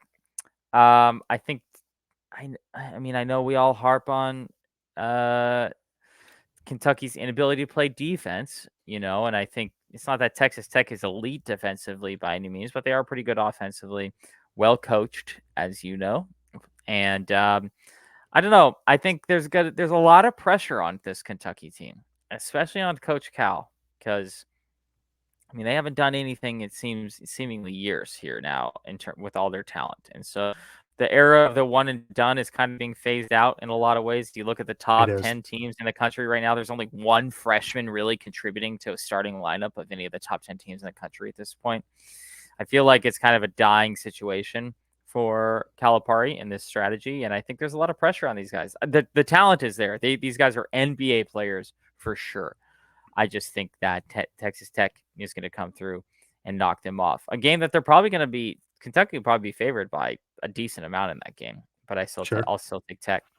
So yeah, give me Tech, and then give me Tech against Florida because I'm all in on Florida. So all the same reasons that you said about Marquette. I feel about Marquette the same way that I feel about North Carolina. And that is, and I just tweeted how impressed that I was with Marquette because I am impressed with Marquette that without Kolek, they did what they did in the Big East tournament. For some reason, I just can't grasp onto them. There's something that's missing for me, and I'm not sure I can put my finger on it specifically on what I dislike about them. Interestingly though, and not that we're trying to KenPom this to death either, but they're 13th in KenPom. Marquette is. They are not at the other level that these other 1 and 2 and especially 1 seeds are. And so I just think that Florida team, I know they have a big injury, but I just feel like, especially if Kolek's not playing at 100%, like you said, they have had some elite guard play. I just don't see it from Marquette at this point. So I'm going Florida there. Yeah, I'll start from the top here. I'm going to take Houston over Nebraska. I had a right mind for a fleeting second to take Casey going off and shocking the universe. This would, if Nebraska beat Houston, that would be the upset of the tournament. The best. Yeah. That would just be complete haywire. But I can't in good conscience do it. Houston is so damn tough, man. And they lock up. They'll probably eat Keisei Tominaga alive. And although Juwan Gary and Rank Master are also tough, they're probably going to eat him alive. They're probably going to eat them alive. They're probably going to eat Hoiberg's son alive. Houston is the most horrifying team you can ever play. So I'll take Houston there. JMU Duke. I'm going to go Duke. I'm still believing in them, man. I've said it all year. I just think that people view them through this unfair lens. And I think they're just more talented. I think they're still a very good team. And I think the run ends here for JMU after a tremendous season. But here's what I will say about Duke and that I'm a little nervous about. And I'm nervous about it even in their game against Vermont. What is their desire level? What is their want to level? Because for the past week and a half, they have looked like they've given up, like they're ready for the season to end. And so I'm banking on them sort of digging deep and saying, okay, let's play for a little bit of pride here. And the reason I say that is because when you have North Carolina coming into Cameron after they just beat you soup to nuts in the Dean Dome, and there's a ton on the line, which is to say the ACC conference regular season title is on the line, you then get beaten soup to nuts in Cameron. So that was alarming. And then what happens? You have another chance to redeem yourself in the ACC tournament. Go win the ACC tournament, which they did last year, and they performed well in the ACC tournament. What happens? You lose to North Carolina State, who's on a heater right now. But both of those games, Taylor, Carolina at home, NC State and DC, red flag. And it made me question, like, does Duke even want to be here? Do they want to finish out the season strong or no? I'm hoping they can tap into that, and I'm going to take them over JMU, but this is risky to have Duke in the Sweet 16. I'm going to be the first to admit it. Kentucky, NC State, your boy, the Ryan Harrow Custody Bowl. All right. I'm going to take Kentucky. Yeah. Wow. Yeah. Wow. Hated take that guy. No, Hated that's him. your boy. That's your boy. He's going to be watching intently. I'm probably going to tweet and be like, who are you rooting for, big bro? I'm going to take Kentucky, though. That's who I'm rooting for. And their guards are just so much fun. And Reed Shepherd's going to play incredibly well. I don't think they're going to need defense for this game. You said they're going to need it because they're playing Texas Tech. I don't think they're going to need it against NC State. I think they're going to run them out of the gym. NC State's just going to be on completely dead legs. Again, it has to be reiterated, Taylor. They played 5 games very recently. Okay. And I know they're college kids. I know they're going to be juiced up and pumped for this opportunity. Kentucky lost their first game of the quarters against the SEC tournament. They're very well rested. And I guess you could say that's a red flag. You'd rather win those games, of course, but I'm going to take Kentucky in this just from a rest perspective and talent perspective. And then last but not least, Florida moves on to the Sweet 16 by beating Western Kentucky. Thank you for the memories, Steve Lutz. Thank you for the memories, Hilltoppers. I'm taking Florida to beat them. Here's the thing, like Florida, or let me go back to the Western Kentucky over Marquette game. I think we both had Florida over Marquette if that were to happen. So I said to myself, 3 straight years of a 15-2. I have Marquette losing round of 32. I'm just going to take Western Kentucky now because they play so much fun. And the thing, even if Florida plays Marquette, the guards for Florida are very good. So, and I think their bigs can eat up Oso Ighodaro. So regardless, I have Florida over Western Kentucky, leading us, Taylor, to the Sweet 16 and these 2 matchups. Who you got? Boy, I said my West was going to be a mess, and in reality, it was probably not as much of a mess as this is.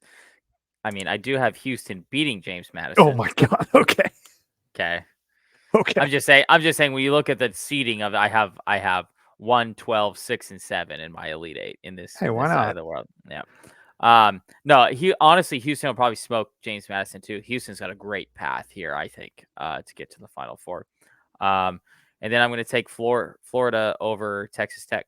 Wow. Florida, like we said, just you're big into Florida, dude. All in like a Shohei Ohtani interpreter, man. Come on, that's what I'm saying. So, I like Florida. I'm going to stick with that.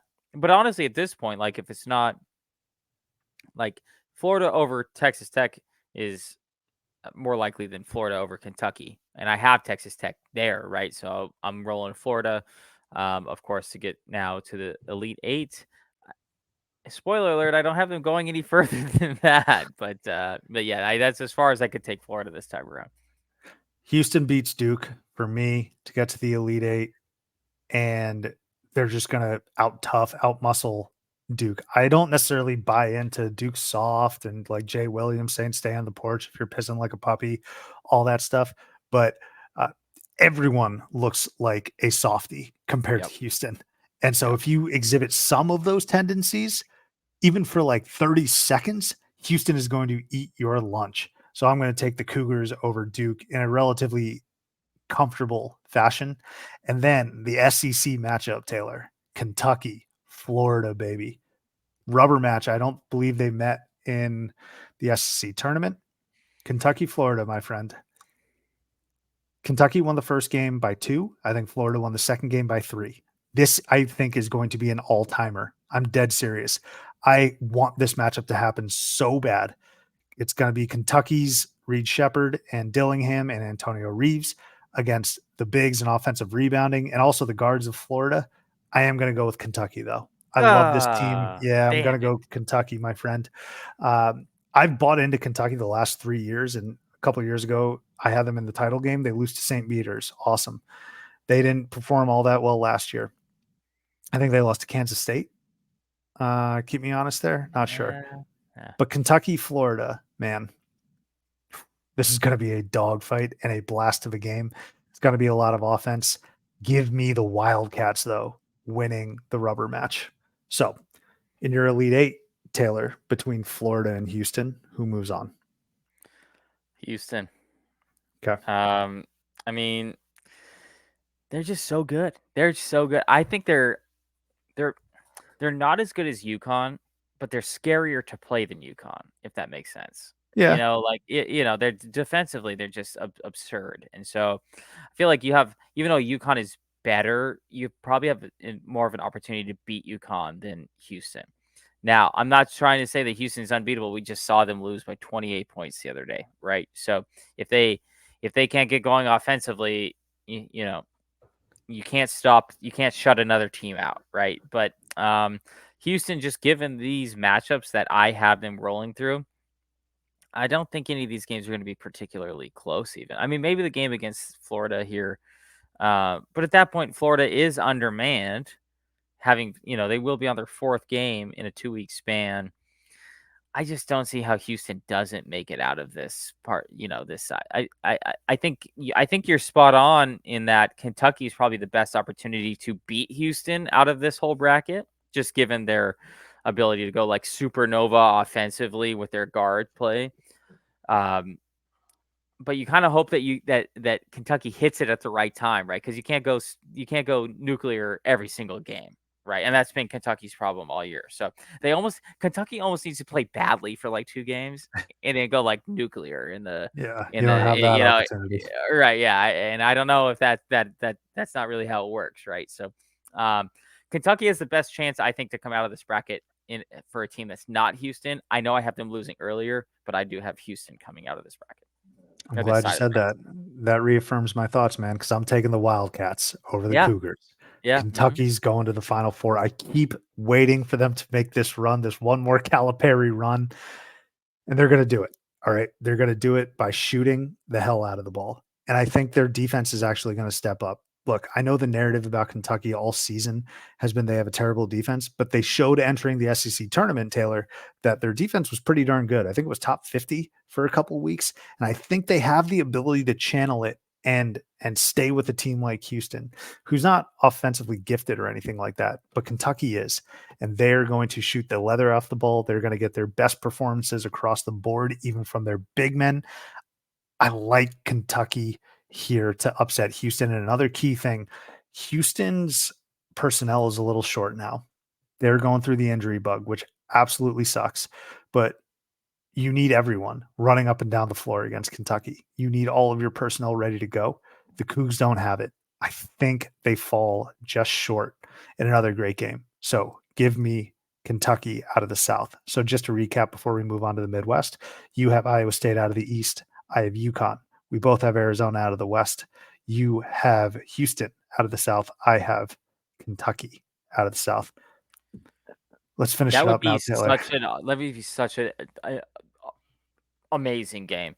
I Essentially, think the it best will. defensive team in the country playing a top. I think Kentucky's fourth in offensive efficiency. I mean, just talk about polar opposites in terms of what their skill level is. I mean, that would be a wonderful matchup for the Elite Eight. I'm going to err on the side of the offensive team with the healthier dudes. So Yep, that's yep. where I'm at there.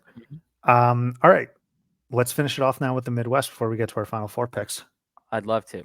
Uh, I debated a lot about more so the end of this bracket of this region than the beginning. Um, I am going to roll with Purdue over Grambling. Shout out Grambling, got their win. That's nice. And so we're going to move on from there. Purdue taking that one. I've got Utah State over TCU. Utah State for almost the entirety of the year. Really the entirety. Utah State was the best team in the Mountain West, one of the best Mhm. conferences in America. I'm going to roll with them. TCU fairly inconsistent throughout the year. They played obviously in the best conference in America, so they certainly have the the experience. I just don't think Jamie Dixon's squad in this scenario can put it together over a very, very good Utah State team. Here we go again. Let's do it, McNeese.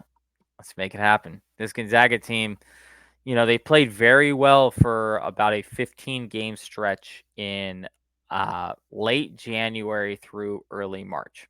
Mhm.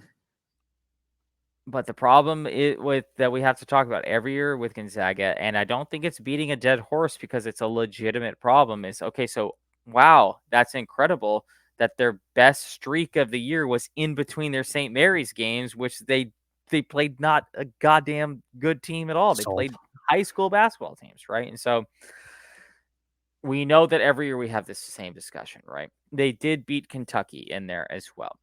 Kentucky, who you have going to the Final Four, so clearly a good basketball team. But again, Kentucky's deficiencies are what Gonzaga's strengths are, and that's offense versus defense. I just don't think this Gonzaga team is it. And, for me, it's kind of like you've been talking about bracket math, let's call it. I don't have Gonzaga going anywhere regardless. Even if they were to win this game, I'd probably have them losing in the next round anyway. Might Mhm. as well see if we can't grab some extra points from a team that Gonzaga probably overseeded. We've talked about how teams were underseeded this year. I think Gonzaga was overseeded as a 5. So going on to the next round, this game changed for me today Mhm. or yesterday, Mhm. and that's the Lance McCullers being out. McCullers being out to me Kevin slid me to McCullough. Kevin Lance McCullers. McCullers, Lance, the geez, pitcher. Houston, stand up. Yeah. That's too much Houston, too much baseball, too much Otani. Excuse me, Kevin McCullers. You also said Kevin Gates earlier. If we, Oh my yeah, God, we are too so many, in the too many weeds. Kevins, too many Kevins, too many colors. Anyway, Kevin McCullers out. Samford, you've talked about Samford all year. There has, like you said, kind of about Longwood. There are some stats floating out there that favor Samford. I think Kansas just kind of disjointed in a lot of ways this year. Of course, they had some preseason drama. Hunt Dick, Got Arterio Morris. Yeah, that's a good point. Hunt Dick, and honestly, Kansas is lacking depth, and I didn't think it was going to be an issue. You can go back and listen to those episodes. I said, "Hey, Kansas is a national title contender. I Mhm. don't think this is going to be a depth issue." But now you look now, and it's like they clearly have a depth issue, and that's that would have solved that problem.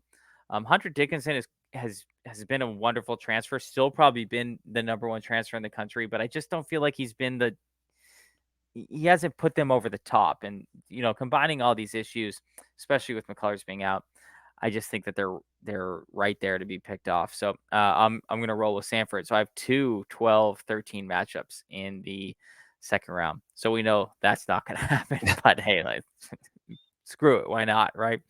So yeah, Samford over Kansas. But again, even if we're looking at risk level here, I don't have Kansas going really anywhere in the tournament either. So I'm only risking either one of those teams in Gonzaga and Kansas not having one more win is really all I'm going here. So from there, almost mirroring my West bracket. Give me Oregon. They're hot. They did have 12 wins in conference this year. South Carolina is statistically, this is probably the most ambiguous stat we could come up with, but in Ken Palm's luck category, South Carolina is the number 1 luck team in the country. And Mhm. as we all know, in March Madness, the luck runs out more than it's given, I would say. So I'm going to roll with Oregon there over South Carolina. I like Creighton. We've been big Creighton people all year long. I'm rolling with Creighton over Akron. Akron's a good basketball team, though. Good squad. But I am going to roll with Creighton. I am taking Texas. Colorado State. I know we've been big Mountain West folks as well, but boy, Colorado State didn't exactly impress me the other night. I know we're supposed to take one of the first 4 teams long, but again, that doesn't need to happen every year. And I'm going to roll with Texas. I'm not impressed with Texas. I don't think they're very good either, but I am going to roll with them in this circumstance. And then, of course, I'm going to take Tennessee over St. Peter's. I'm so very high on this Tennessee team. Dalton Connect, you and I have a greater argument than apparently the writers in the country over, him being the National Player of the Year over Zach Edey. He's been incredible all year long. I could see him. Well, I could see him going for 40 if he would have to play the whole game, but he's not going to have to play the whole game because they're going to smoke St. Peter's. Yeah. All right. I'll start from the top. I got Purdue over Grambling. Moving to Utah State TCU. This region, Taylor, actually has a lot of big names in it, but there's really only 3 teams that I think people are paying attention to and focused Yes. on, and we'll get to them.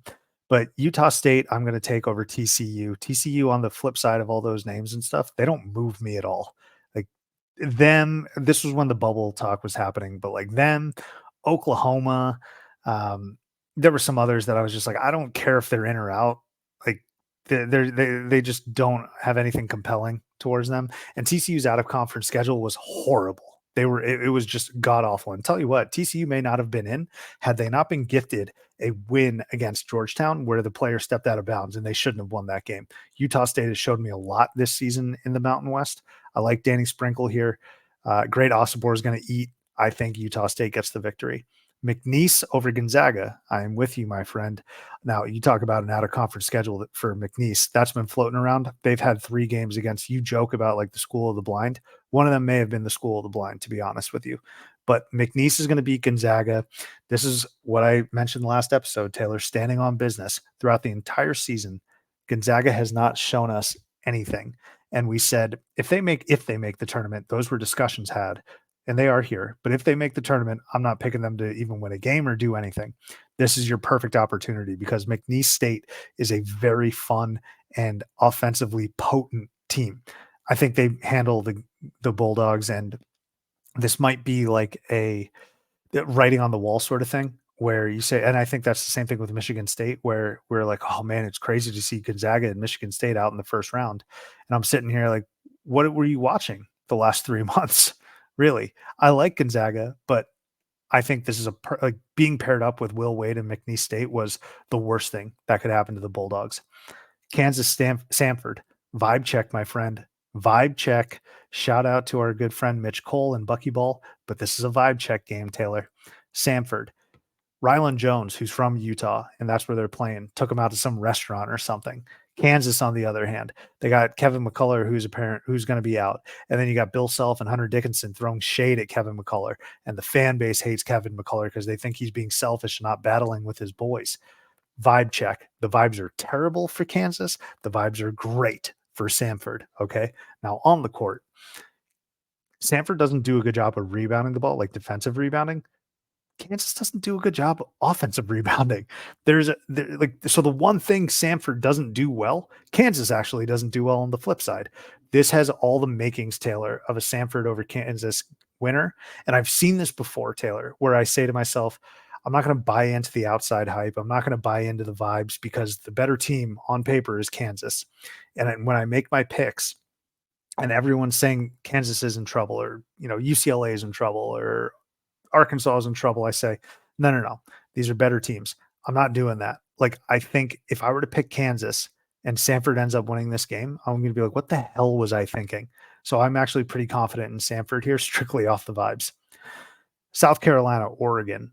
I've been on the Gamecocks all year, man. I think they're tough as hell. I think BJ Mack and Colin Murray Boyles are 2 of the most underrated players in the most underrated front court in the entire country. I think Michi Johnson, when he's on, elevates this team to a new level. And I think Lamont Paris is a great coach. Now, Dana Altman, on the other hand, is a great coach as well.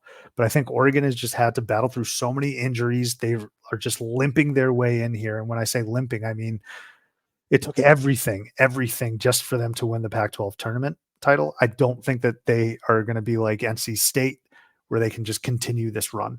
So I'm going to take South Carolina, who has proven, and they have 25 wins in the SEC. They've proven game in and game out that they can win these great games. They've beaten Tennessee as well. All right. Like they've been tested. So I think a lot of folks are very trendy on Oregon. I personally don't see it. I think South Carolina is a straight up better team. And everyone's just saying, well, yeah, I see South Carolina walking on water, but they haven't done it without getting their socks wet. So I'm not a believer. Like, I think that's the weird rhetoric around this Gamecock team. I'm taking South Carolina. Creighton's going to beat Akron. The best big man tweener, if you will, On the court is going to be Enrique Freeman, though, for the Zips. Enrique Freeman is awesome. We talked about him actually sometime in January when he put up 17 and 15. He averages a double double. And I know how much you love this talking about double doubles, Taylor, where it's not like 9.5 or 9.8 and It's a 9.8, real double double, right? a robust double double. And Enrique Freeman is that dude.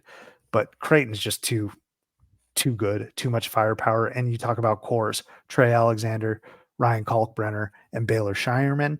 You pair that as well with like a Mason Miller, okay, and a Stephen Ashworth. We talked to Jalen Courtney Williams. Shout out Jalen Courtney Williams, assistant coach at Creighton. That's like the best 5 in the country. I'm not saying they're the best team in the country, but when those 5 players are out on the court, I'll take them damn near over anyone else. And it's a team game. You need bench, you need personnel.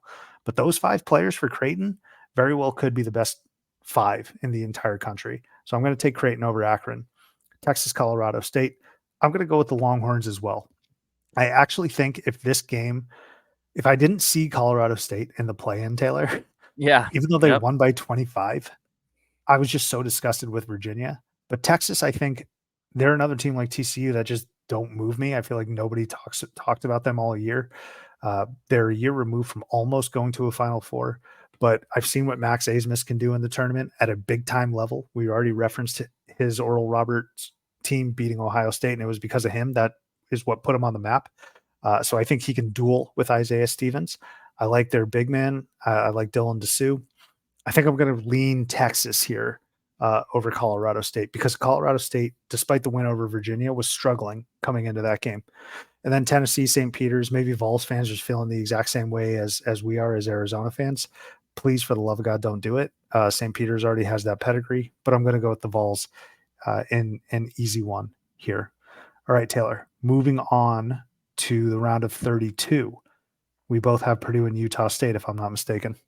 Yep, and I'm going to take Purdue. I don't think they get upset at this level at this point. I mean, I know that that's the funny thing that we're all that everyone likes to talk about is Purdue getting upset, and I know that they are as a tragic of a school as we've seen, but they're just too good for Utah State at this point. Zach Edey is that guy.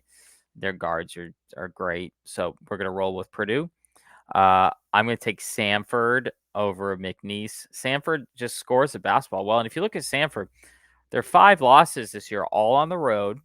One of them to Purdue, decent basketball team, right? One of them at VCU, one of them at Furman. I mean, they don't have bad losses. I know they don't play obviously in an incredible conference, but all 5 losses they've had this year on the road, including one of those for Purdue, which I mean, I hate to just give them a loss for free, but I'm not even counting that considering it was the literal first game of the year as well. So, good basketball squad, averaging 86 points a game. I think that's 6th highest in the country this year. Give me Samford to continue to score that basketball. I'm going to go to Creighton in the Dana Altman Bowl there.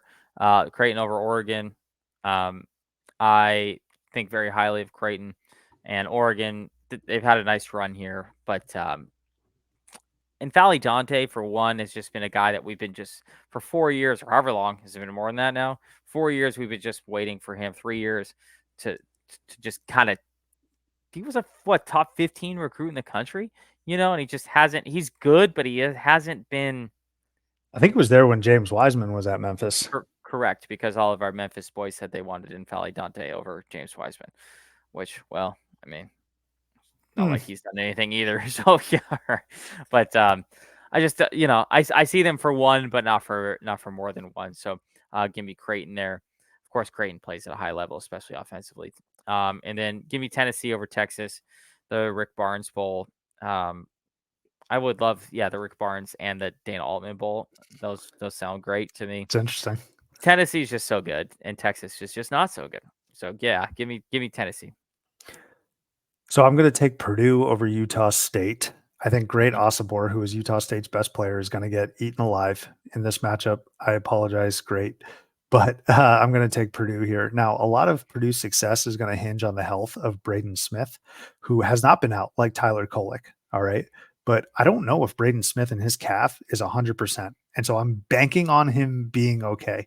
Because if they have to rely on some of their bench, like Lance Jones, I'm a little bit nervous about Purdue. But I think they're going to have enough to handle Utah State and get this win. McNeese Samford. This was tough for me, man. This was very, very difficult, but I'm sticking with Mitch Cole. I'm sticking with Buckyball, and I'm sticking with Samford. The Mm-hmm. resumes, when you pair them against each other, you're absolutely right. Dude, the SoCon's all right. It's not a bad conference. And Samford ran through it. Like, they were the clear-cut best team during the regular season and also in the SoCon tournament. So I'm going to take Samford and their 3-ball. They shoot the leather off the rock. Creighton, South Carolina here. I'm going to go with Creighton. Again, guard play too much. The core is too good. And I think Ryan Kalkbrenner actually is going to single-handedly like defend Colin Murray Boyles and BJ Mack pretty well. He's the defensive player of the year for a reason. He's going to have to rotate on both of those guys. I like Creighton in this matchup, but a tremendous, tremendous season for Lamont Paris in South Carolina. He should win National Coach of the Year, but I'm going to go Creighton here. And then Rick Barnes Bowl, like you mentioned, Texas, Tennessee. Tennessee, way too much firepower. And I think even if they have a bad shooting night, they can beat Texas, the same Texas team that has been so inconsistent all year, same Texas team that almost lost to Louisville at one point this year. Tennessee is just better across the board.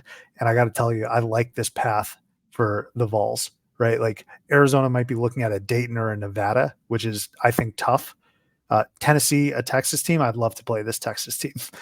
Yeah. They don't move many mountains. Okay, the Elite Eight now in this region. You have and we have Purdue and Samford.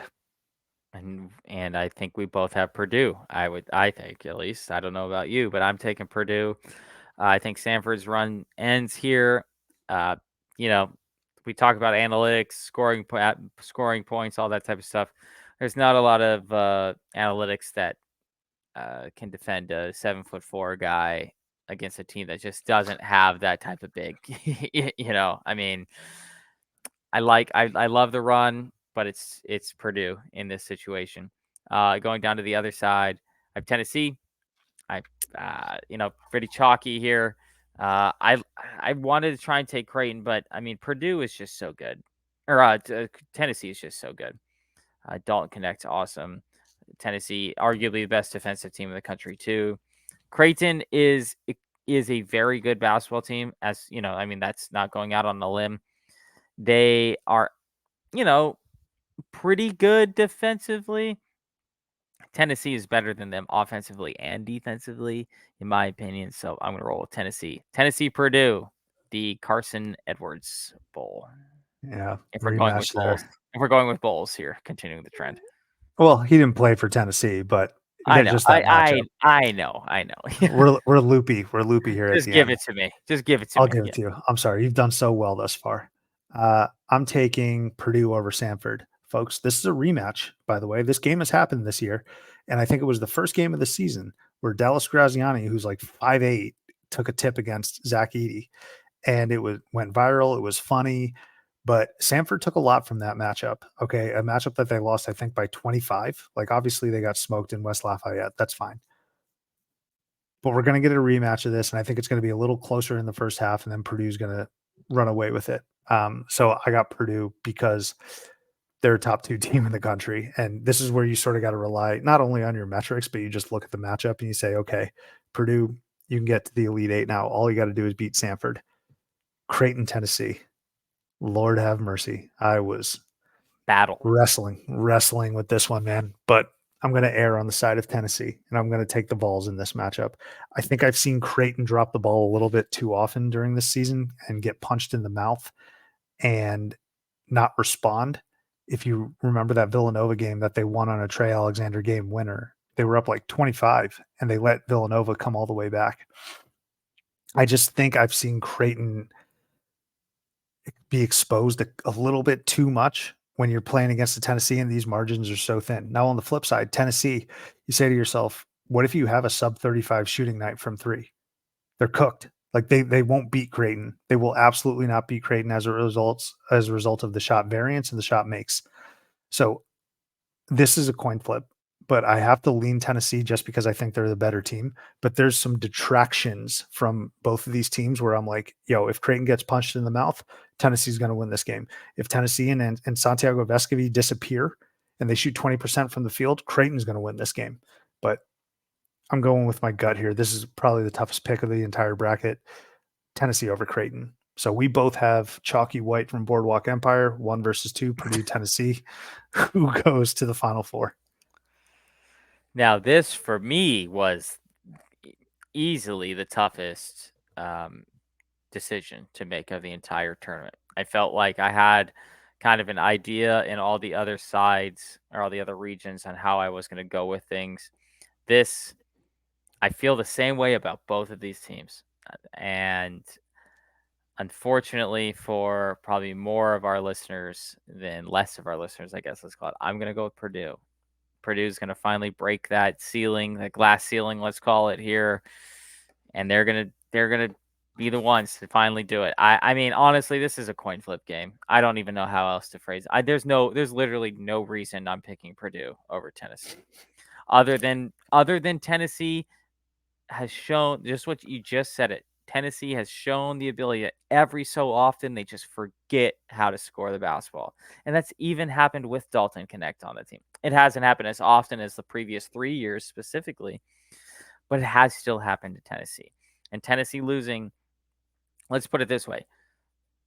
Purdue can survive a bad game from Zach Edey better than Tennessee can survive a bad game from Dalton Connect. And that was my decision making in this process. And so I actually think that Dalton Connect has a higher ceiling of points than Zach Edey does. But I feel like that floor, if he plays badly, they're worse off than Purdue is. So that's why I went with Purdue to the Final Four. Finally, Purdue to the Final Four. We saw Tennessee and Dalton Connect not play well the last time out. I think it was against Mississippi State, who punched him in the mouth. Dalton Connect didn't play well, but the entire team didn't play well. But you're right. If Dalton Connect's not going, I don't trust Santiago Vescovi to pick up the slack. I don't trust Josiah Jordan-James to pick up the slack. I don't know if I necessarily trust Zakai Ziegler to pick up the slack, even though he's solid. I don't know if I trust Jonas Adu to pick up the slack. You know what I mean? For Purdue, if Zach Edey doesn't play well, which I don't think is going to happen, I do trust Fletcher Lawyer and Braden Smith more specifically to pick up the slack. I do trust Mason Gillis to come off the bench and provide them that spark. Like I literally saw with my own eyes in Indianapolis, Taylor, Fletcher Lawyer and Braden Smith turn into Klay Thompson and Steph Curry. It was devastating. All right. So they could absolutely do that. That's why I'm going with Purdue as well. Purdue's going to go to the Final Four. And I know every single year we say, I'm never going to pick Purdue again. I'm never going to pick Purdue again because they always get upset. If they get upset again this year, I'm probably going to end up picking them if they have a regular season like they did the last 2 years again next year. But the metrics and everything point to them being one of the best team in the country or the second best team in the country. Taylor, they're tested, man. Their out of conference was so freaking good, and they won all majority of those games. They passed the test with flying colors. This is it. Like they have to get over the hump. And so I think what's going to end up happening is that Purdue is going to be like the bugaboo for Tennessee. Like Wisconsin is the bugaboo for Arizona. Purdue, now having won 2 big time games against Tennessee, is going to be the bugaboo. And I see a lot of people saying after that Wisconsin game, which was officiated terribly in favor of Purdue and Zach Edey, everyone's just like, Zach Edey's not going to get those calls, blah, blah, blah, in the tournament. I don't necessarily agree with that. I don't think that's true. A 2-time national player, whether or not this is right or wrong, I'm just envisioning this. A 2-time national player of the year will get those calls. And if it's tight, I think Purdue's going to get those calls and get to the line a little bit more. Tennessee fans probably will end up having a gripe. But Purdue, man, this is it. This is your chance. You're going to be battle tested against Tennessee. But I think they come out on top and the Boilermakers go to the Final Four. So, Taylor, keep me honest here. Our Final Four, yours. You got Iowa State, you got Arizona, you got Houston, and you got Purdue. Mm-hmm. I have Connecticut, Arizona, Kentucky, and Purdue. So we're aligned on Arizona and Purdue, correct? Yeah. Did you change that pick in recent times? Feel like that was Purdue. not your yeah. Dog, I went in and out of Purdue, Tennessee, and Creighton like Yeah. hourly. But yeah, I mean, I So can't remember the last time I changed it. before, and I know that we're fans of a team that we have coming out of one bracket, but one region, but which region was the easiest to pick for you, do you think?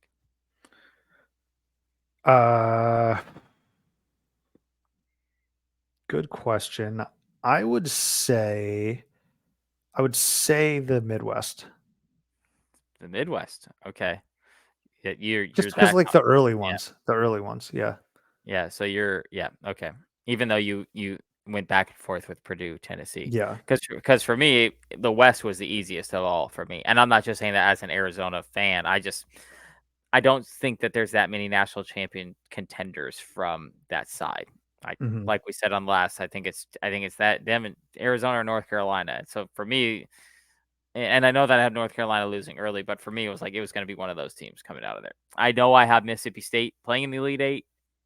I don't I was never gonna have them going any further than that though. So to the Final Four, Sue, where do you want to start? Left or right? You tell me. Give me Arizona over Iowa State. Arizona too big, too offensively gifted, too defensively gifted as well to go down to Iowa State. Even though I have Iowa State in the Final Four, I would feel much less confident about this if it was UConn, of course. But I do have Arizona, the national championship game. On the opposite side, I have Houston shutting down Purdue. I think Purdue's run ends here. I think Houston's defensive prowess, especially given the circumstances. I don't think Purdue's game can fluctuate up and down given what level that they're on, national championship game, Final Four versus a game in November.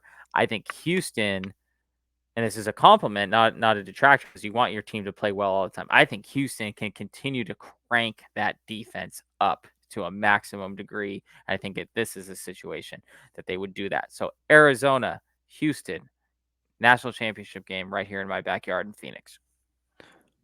I like it. I'm gonna go with Arizona over UConn. We're getting revenge on those bastards, Taylor. This one's for Jamel Horn. Works for me. Works for me. All right. This one's for Jamel Horn, damn it. And actually, they had a regular season game a couple times, I think, when UConn was in the AAC and Arizona won those back to back. They went into Gamble, or maybe it was Hartford, I don't know. And then they won in Tucson as well. Maybe it was just on the road. I don't know. But this one's for Jamel Horn and that corner miss shot. So Arizona's going to beat Connecticut. That's going to be a great matchup. I'm taking Purdue over Kentucky. Mm. Purdue, this is the year for them to get to the title game. I think the Kentucky run ends there because of inexperience. Like Purdue's experience is going to win out here with all the folks that I mentioned. Even their bench, like Lance Jones, has been around the block. I don't know if I necessarily trust Kentucky's young guys who are going to be bright-eyed and bushy-tailed in the Final Four. I will take Purdue, and we're going to get a rematch, Taylor, of that December 15th matchup. All right, between Arizona and Purdue. But who do you have? Arizona over Houston? I also want to point out that the last time a college basketball team named Arizona and a college basketball team named UConn, it may have been on the women's side, met in the Final Four, Arizona did win that matchup as well. Wow, I didn't know that. Yeah, you did. Ari McDonald, stand up. Come on. That was UConn? Yeah, UConn in the Final Four. And then they played South Carolina in the No, like championship Stanford, game. didn't we? Didn't we play I don't know. Stanford? Whatever. I didn't know it was UConn. Damn. I don't know. Yeah. Well, come on. Final Four. Of course, UConn women's basketball's in the Final Four, So, Yeah. Arizona over Houston. I think Arizona's size and offensive prowess, and having a guard that's a little, not that Houston doesn't have the almost exact similar type of talent, but I think a guy like Caleb Love and a guy like Keshad Johnson, who have both been there in national championship games in recent times, especially a guy like Caleb Love. Caleb Love's not going to make it to two of these and not win one of them is kind of my thought, And so, give me well, yeah, true. Yeah, I but know I mean, you Caleb, mentioned him, but yeah. yeah, but Caleb Love's got the ball in his hands, and Yeah. and so that's where I'm going with that. So I think Arizona finally gets over that hump, wins another one. What an awesome game that would be. We talked about contrasting styles. Houston, Arizona would be the perfect contrast for that, and would great wrap on the tournament because, as we talked about on the previous episode, this tournament is full of very fast teams and very slow teams, with a handful in the middle. Houston versus Arizona would be all the styles of the tournament essentially wrapped into one national championship game. It would be a perfect bow on this March Madness on April 8th. Taylor, leaving Gainbridge Arena on December 15th when Arizona lost to Purdue. Mm-hmm. The two thoughts in my mind were Purdue's damn good. They are awesome. but I also kept saying, I want to see this again in Glendale. I want to see this again in Glendale because a lot of that had to do with Purdue playing in Indianapolis. Well, let me tell you something, Purdue. You're playing a road game for the national title. All right. And I want to see it. And Arizona's going to win that game. All right. May not have been able to beat you December 15th in Indianapolis.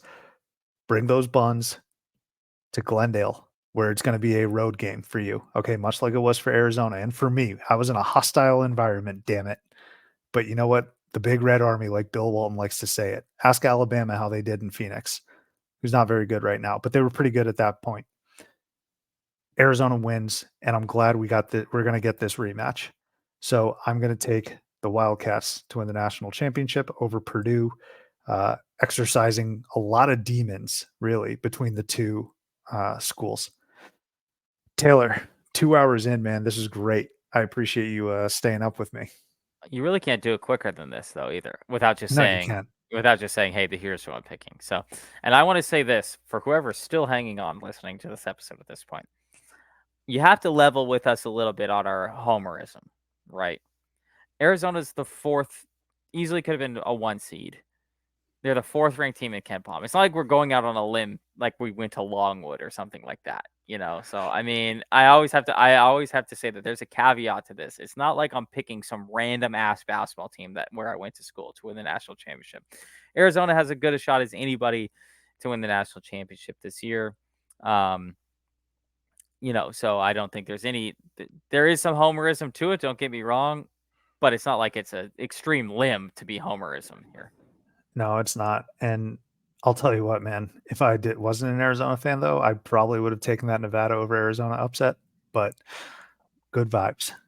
Good vibes, Taylor. I still think they have such a great path. Like them and Houston I to me just have freaking such a know, great man. path. They had a great path last year too, and they lost to Princeton. Just get Did you on see, the right foot. not to elongate this anymore, but did you see what Dan Monson said today about that?